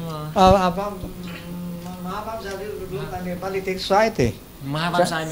In India, you have English translation too. And now there's some study about that. Dr. Rai, he showed me that Professor Gombrich from Oxford University, he have a collection of articles on that Mahavamsa and on of the German Venerable. That means he's Venerable, but his origin is from Germany, and he wrote a good study of the case of Ashoka, study of Ashoka from Mahavamsa. Yeah. Can we say that the Vietnamese tradition of eating Tao Cao is something related to Mahavamsa? Tao Cao? Tao Cao eating. In the culture of Tao Cao eating in Tao Cao eating. That means beton. Beton eating is a Mahavibhasa. That's right, Mahavibhasa. Now, they translated into Vietnamese by Đào Nguyên. Đào Nguyên they translated it. Actually, that machine translation. You know, we have from Chinese into Vietnamese now. We only develop a program. We have programmed to translate. That means 80 volume of Avatamsaka like that. It takes only 5 minutes to translate the whole 80 volume of the Avatamsaka Sutta by machine, by computer. Yeah, and but then we have to edit it. And now one of the computer engineer, he's Vietnamese American. He worked after get BA in computer science, and he worked on programming.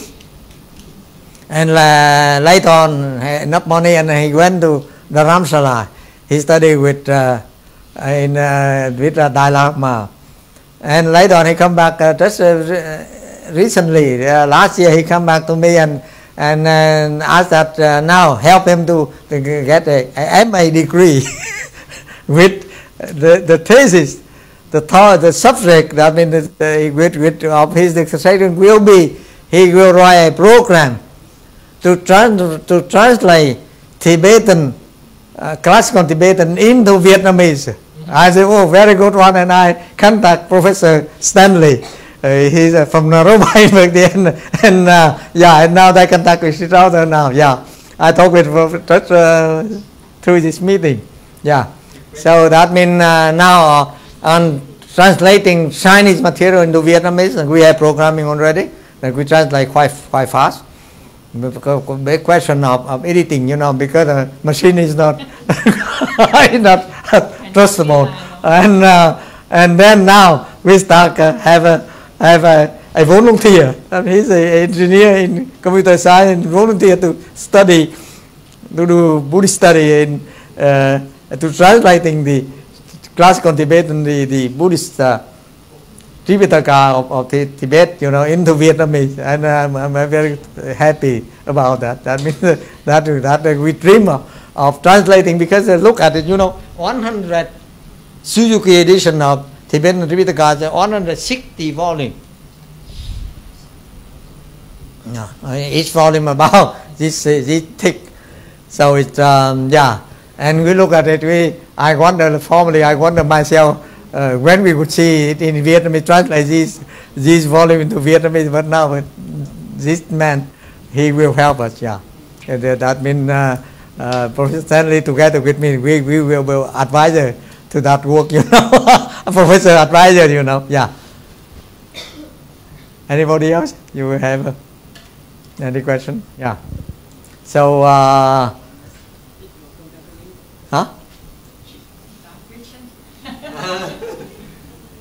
Next question. อาจารย์สักคำถามไหมครับ Yeah, today is okay. Yeah.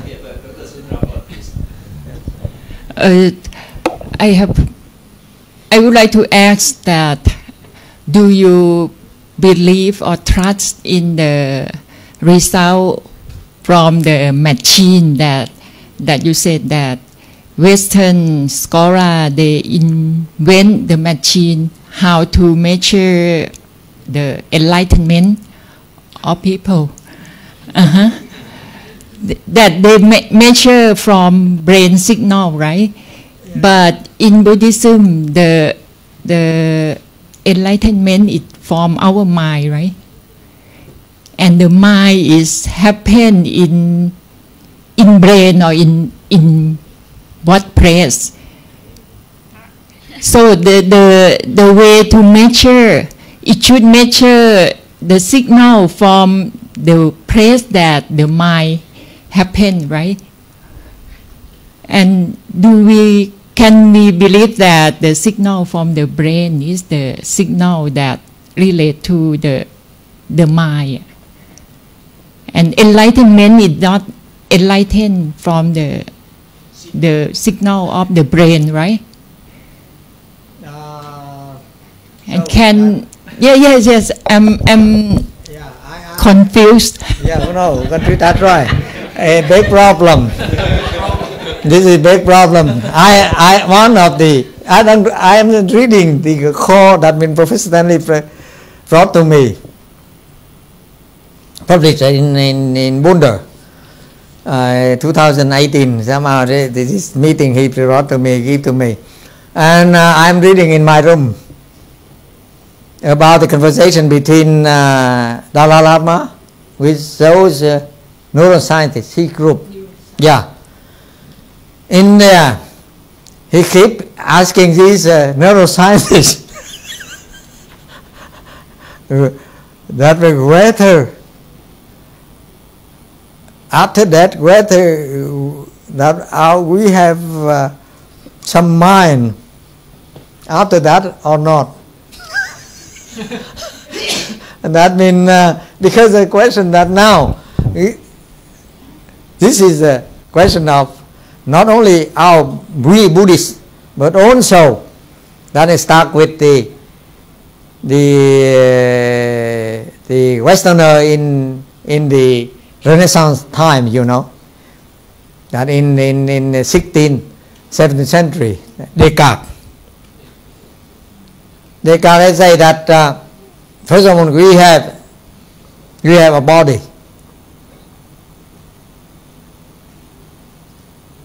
Just this morning I said that he declared that cogito ergo sum, that because I think, therefore I exist. Otherwise I don't know whether this body exists or not. Huh?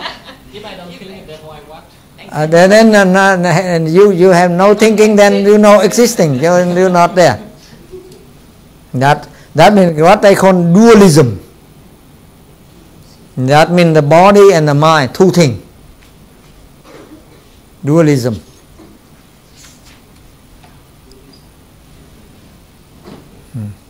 And then now for Buddhism, what we say?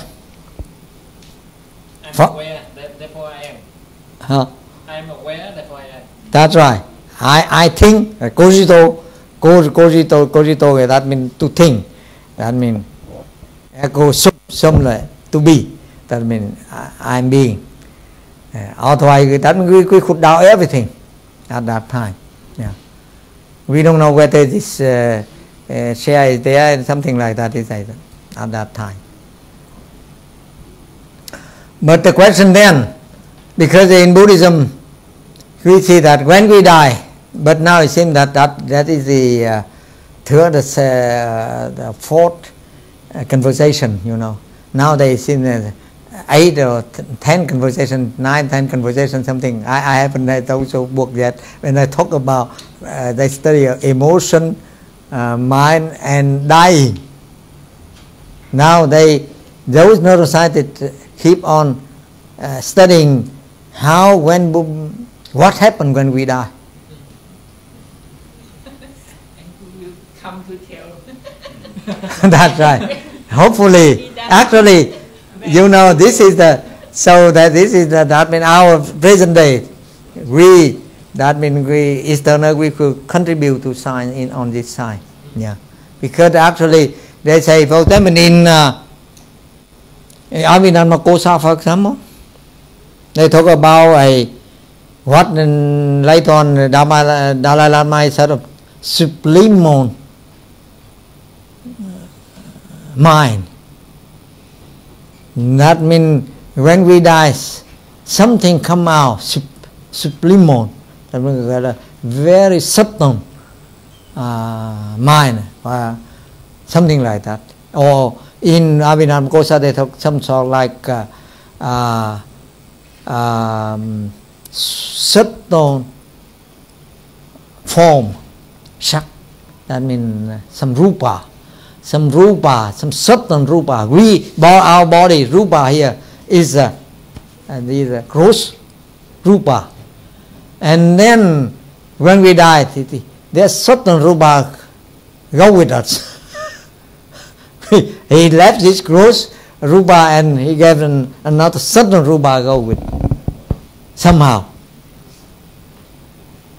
And I said in that book that means the Dalai Lama, more than nearly 200 pages conversation. They edited, yeah.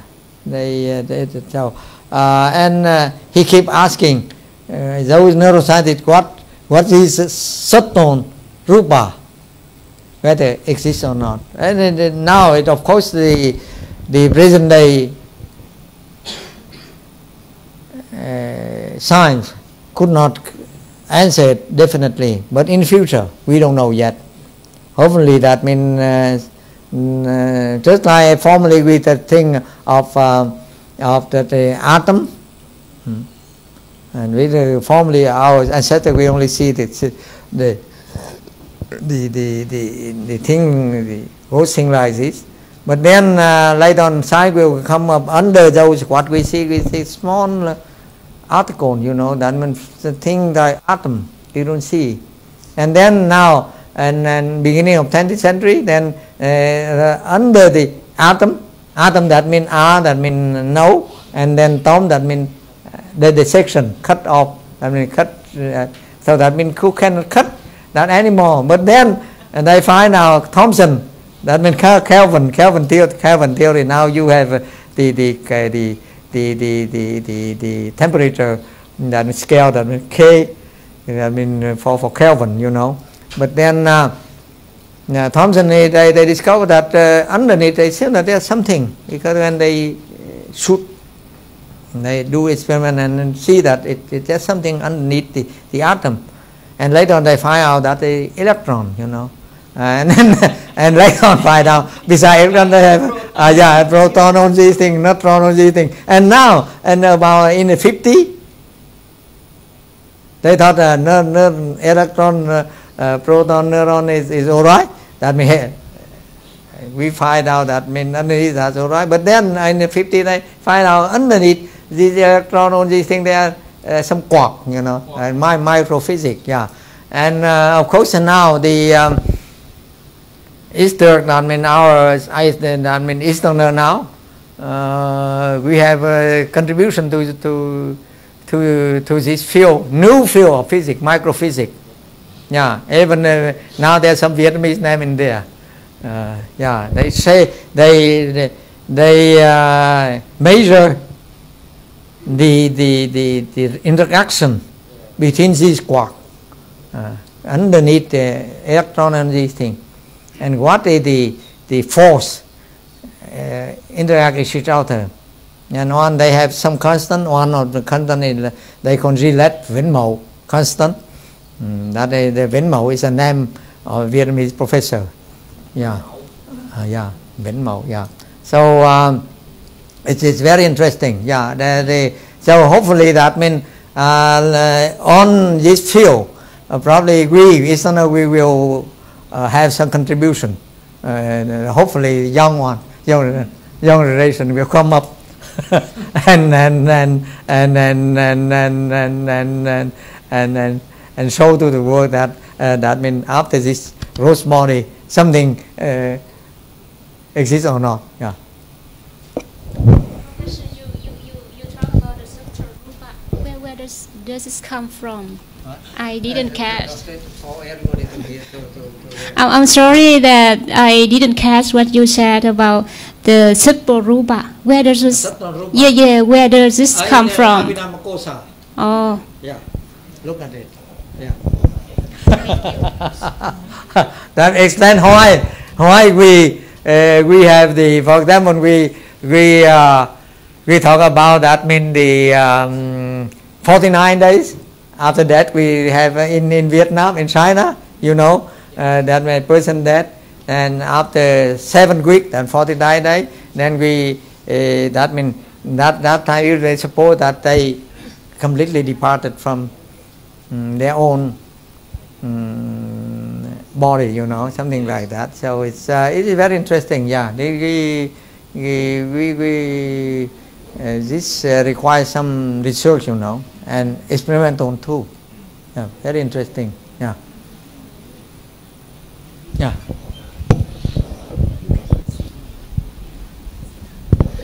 I have a little question, sir. I think I'm a pharmacist, and I learned that some group of medicinal study, they study about the life and the death patient.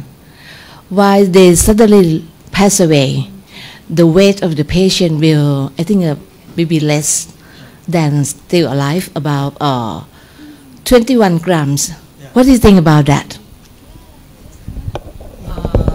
Too known. Actually, I heard that mean they pluck too known, you know. Somebody, but now it's they start studying it. We don't know yet. If you ask me how I think, of course we are starting doing research on this one. I mean, some report they say that when we die, somehow it seems that they divide somehow. They said that it comes to some tunon, black tunon, something like that. Yeah, and but then of course we are waiting now that we're waiting all the experiment, you know, that all the report. Of course, in science, you know, that means spiritual, or maybe they have a mass, they have a weight. They have weight. Yeah, they change the energy. The other energy. That's the question. That question we talk about the subtle rupa, subtle body. Yeah. Probably something go together with that, but we don't know yet. You know, because we haven't. The difficulty is the question of, you know, that means you are a pharmacist. You know that we have to do research on it. You have to measure it. You cannot say that there's something there, and you have this, but you have that means what is science? Science that means you do it, I do it, and the other one do it. It all has the same result. Yeah, so that in a scientific report, usually we have to say clearly the method. You know. According to the physics. Yeah. It will be transformed. It's transformed the energy. Yeah. Yeah. From like the thing that we can see. Yeah. And transform the energy into like a photon or something like that. Yeah. Of course, that when energy is something that means, of course, if we talk about general principle, it's all right. In physics they have the that means the what would they say, the principle of energy conservation. Yeah. That means if I exist here, suppose my still if just like a Buddhist theory of interdependent origination, that enough cell and neuron, all these things, billion like that, enough, then I will appear in there. That means the second one. But actually, big question, you know, big question. People are cloning now. The question of cloning. Now we are already cloning the priests. They cloning the donkey. I mean But now the Chinese now they're cloning the cat, you know. So we don't know whether later on we're cloning a human being or not. So that means big problem, you know. So and the question of ethical, you know, that the question of medical ethics, and I believe that should be done. Actually, because we wish to see ourselves, but then but now the law doesn't allow, you know, and probably Chinese, big problem a few weeks ago or a few months ago when some Chinese scientist, some Chinese doctor, he fixed some fetus for, you know, to avoid some that mean genetic disease, you know. Yeah, that mean he correct when still in fetus, and that raised a lot of uproar the world over. That means now the Chinese try to interfere with human life, something like that. But then that's the way that someone had to do it. And I believe even cloning human being, somehow we should do it somehow. And from Buddhist point of view, I think because our man transformation is interdependent origination.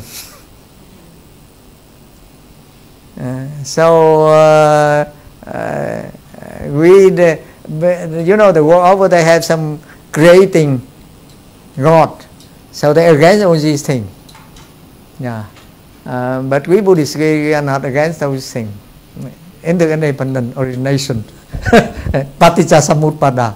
Yeah. Okay. I would like to, Mr. Leonard from Sweden. Okay, please. You ask some question. Okay, for you, the last question.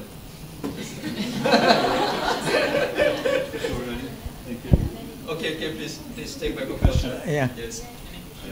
You have. Yeah.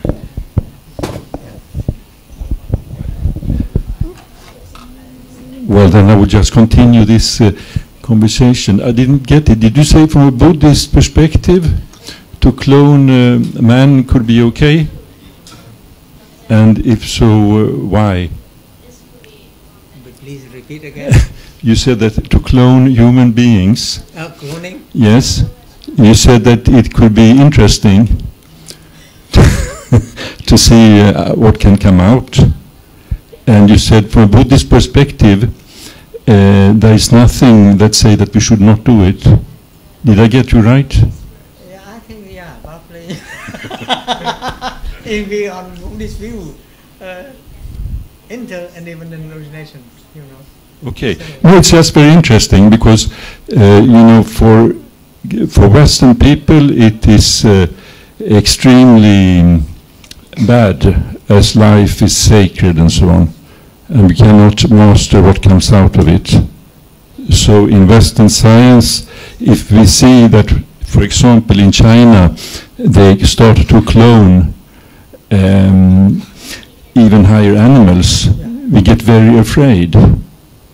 Because you can clone, for example, a lot of good soldiers, you can change the whole humanity, you can make, you can take away workers who think too much, for example, and you can clone those workers who just want to work but never question anything.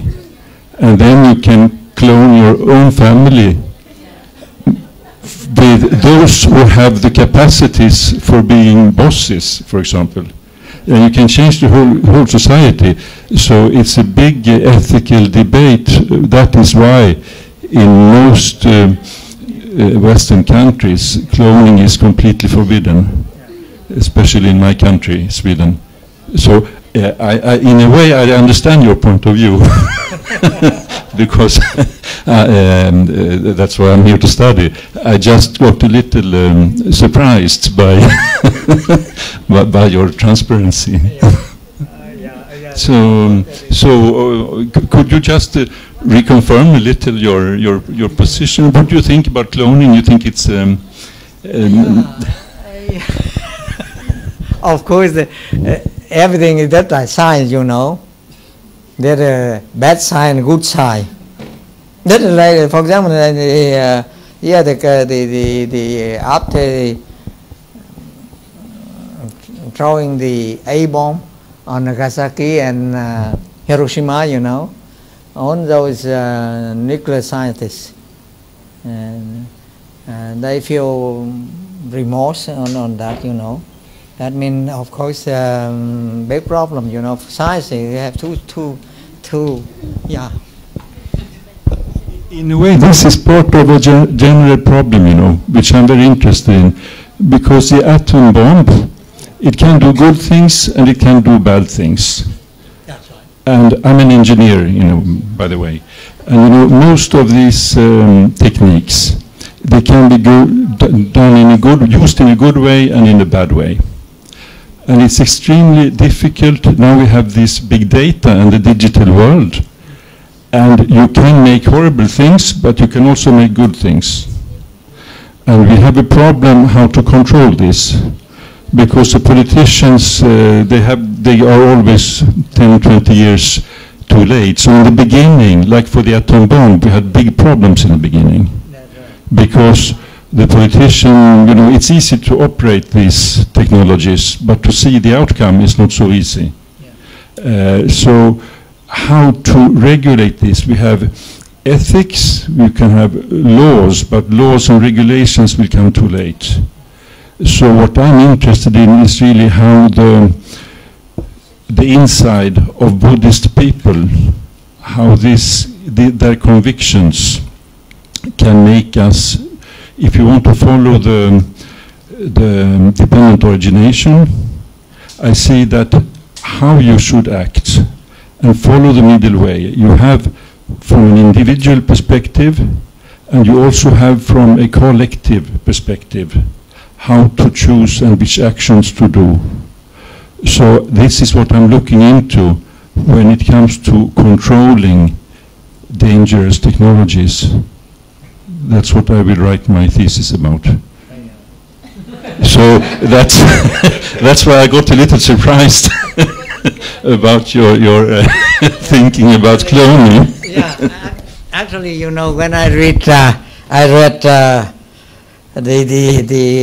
report or the book about the death of Einstein, you know, his last day and on the thing, and the doctor wish to keep his brain. Yeah. So why we not cloning him? Yeah, because Einstein, you know, with his contribution to mankind like that. Yeah, and I think that's a question. Of course, big problem. For example, there's the question of nuclear weapon now. The question after President Trump, he withdrew from the IMF, something like that, and in the intermediate nuclear INT, nuclear immunity nuclear weapon, something like that. It's even that because you have law, we have treaty, but then the politician could withdraw from that treaty, you know. That big problem for politicians. And are we, even in democratic society, could we control all these politicians? Yeah, or not? A big problem, you know. And big problem. Of course, even in that means now we Buddhists we talk about some Chakravartin. That means the only king, something like that. I mean, just like Plato, that we talk about ideal king, you know, philosopher king. But then big problem. But for science, I think sometimes I had to find a way to do things. and we find a way to do things, and then somehow we should, just like after the case of atomic bomb, then we should try find somehow some measure that if that thing happens, something bad happens, we have measure to stop it or not. That for science to think about, scientists, because actually I think that most scientists are very good-hearted people. They work for the benefit of mankind, because actually science is law of knowledge, It comes from philosophy. Philosophy is that mean law of knowledge. We work it not for anything else besides loving the knowledge. So I think we believe in the goodness and the good heart of the scientists. Yeah. This is very dangerous, because I think the scientists, they can produce like atomic bombs and things like that. It's quite difficult, by the way, but they are concentrating on it. The problem is that those who use it, they are not scientists. It's a society and politicians and many people. So I think the only ones that scientists really expect to take care of this problem are ethical people, because they have lost a little the hope about politicians, and politicians are individual people. But ethical values in the society and the stop mechanisms, let's say, not to make the bomb explode, it almost has to come from religion. Those are the ones who could do anything, defining the wish and the values of people. So if we want to control atomic bombs and big data and these kind of efficient technologies, I think the scientific community really are looking to the religions, because they cannot do very much.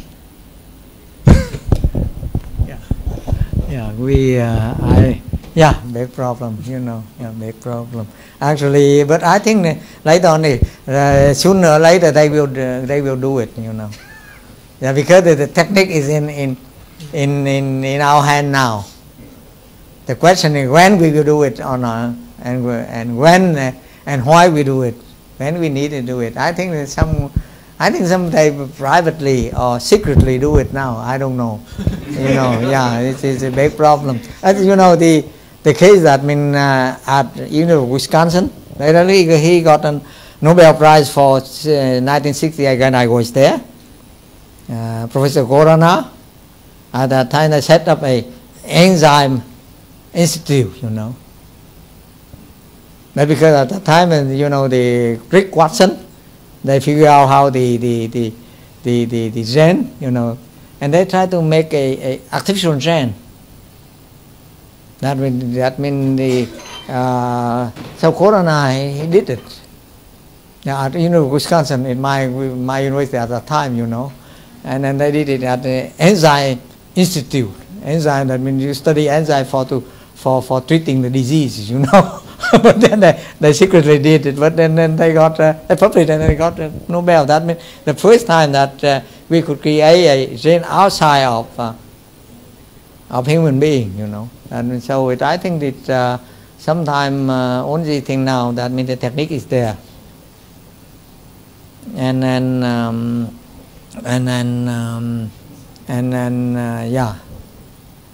a question of when and why.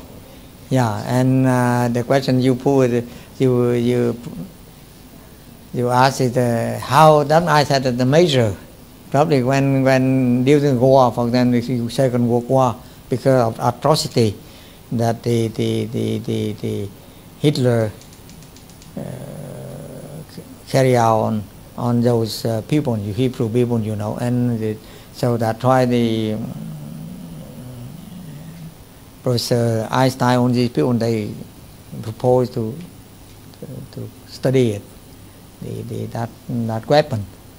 But then at that time, because they don't know whether it could create a new weapon or not, so that's why they don't think about the measure how to stop it. I think now this kind of cloning all these things, we have a technique at hand already. So I think that the scientists should think about what the measure we should use to stop doing it if they use for that purpose, just like a good soldier. But it seems that now, recently I read on newspaper that they said about that. Now it seems that the Defense Department, U.S. Defense Department, they try to study the editing gen for good soldier, something like that for the U.S. Defense Department, they have studied a program for that. So it's a big problem now. Also, on kind of thing now, the bioengineering actually is a big problem. Yeah, and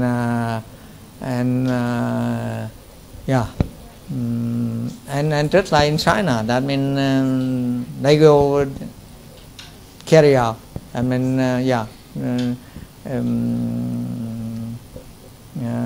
actually for them to fix genetic disease, and then it's very good one, no problem. But to fix for other purpose, then we have somehow we have to think about the measure to stop it. And somehow there's some law, some treaty, something like that, but the politician is big problem. Anyway, yeah. Do you have anything to say? No, it's okay. Oh. It's okay. So we have time already run now. It seems. Already? Yeah. Listen to you all the time. Yeah. Yeah, listen to you all the time. Yeah. So thank you. Thank you. Yeah. Have a seat. Thank you, Professor. Yeah.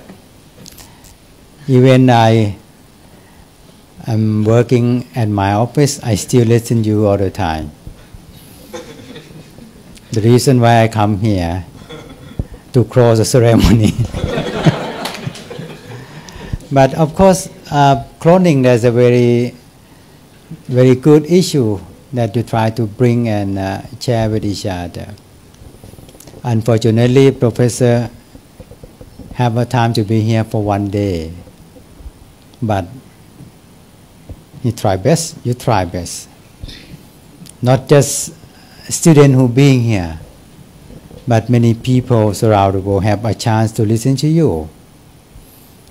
I announce to many people that you are the best one, you are the best professor in Vietnam. You are the best one now, because, yeah, I can assure you. I went to many universities in Vietnam. I met some rector in Hanoi. They all affirm that you are very nice and a special one in our country and very proud of you. That's why we have to invite you to be here. Of course, we learn a lot from you. In the morning session, we learn about concept and principle of Mahayana. Of course, you learn more about concept, especially the Paticcasamuppada, Majjhima Patipada, and Anatta. Of course, at the end, three things are the same one. It's not different one at all. When you understand more about emptiness, you understand Paticcasamuppada and Majjhima Patipada. It's not different one. One in all in one. But the thing is, you all have to practice. The one way to understand the real Buddha teaching You all have to understand by practice. Without practice, no way to understand the real Buddha teaching. Professor as well, I went to his house in Ho Chi Minh. He lives in there alone and have more time to study Buddha teaching and have more time to practice. That's why when our Professor Lê Mạnh Thát explained Buddha teaching, that is from his mind or from his heart. It's not just study Buddha teaching, but our professor took more time to practice. So all the time when he explained to you, it's from the real experiences. So our professor inspired of you already. You listen to professor, of course you have right understanding, but the way to have right understanding, please bring all Buddha teaching to practice. Please practice, not just go to practice on the top of the mountain. All the time you breathe in and breathe out. That's all the time you are practice Buddha teaching, mindfulness, and so on. And I do hope that today we learn from our professor. This is just good example. One day I have a dream. You now as a young generation, one day you will come and stand here in front of many people. You will stand here in front of many students like a professor. There's one day you all will be here and present whatever you practice and know from Buddha teaching to another young generation. We're just waiting for you, not so long. It's 5 years, 10 years, maybe one day IBSC will invite you to be here as professor like Professor Lê Mạnh Thát.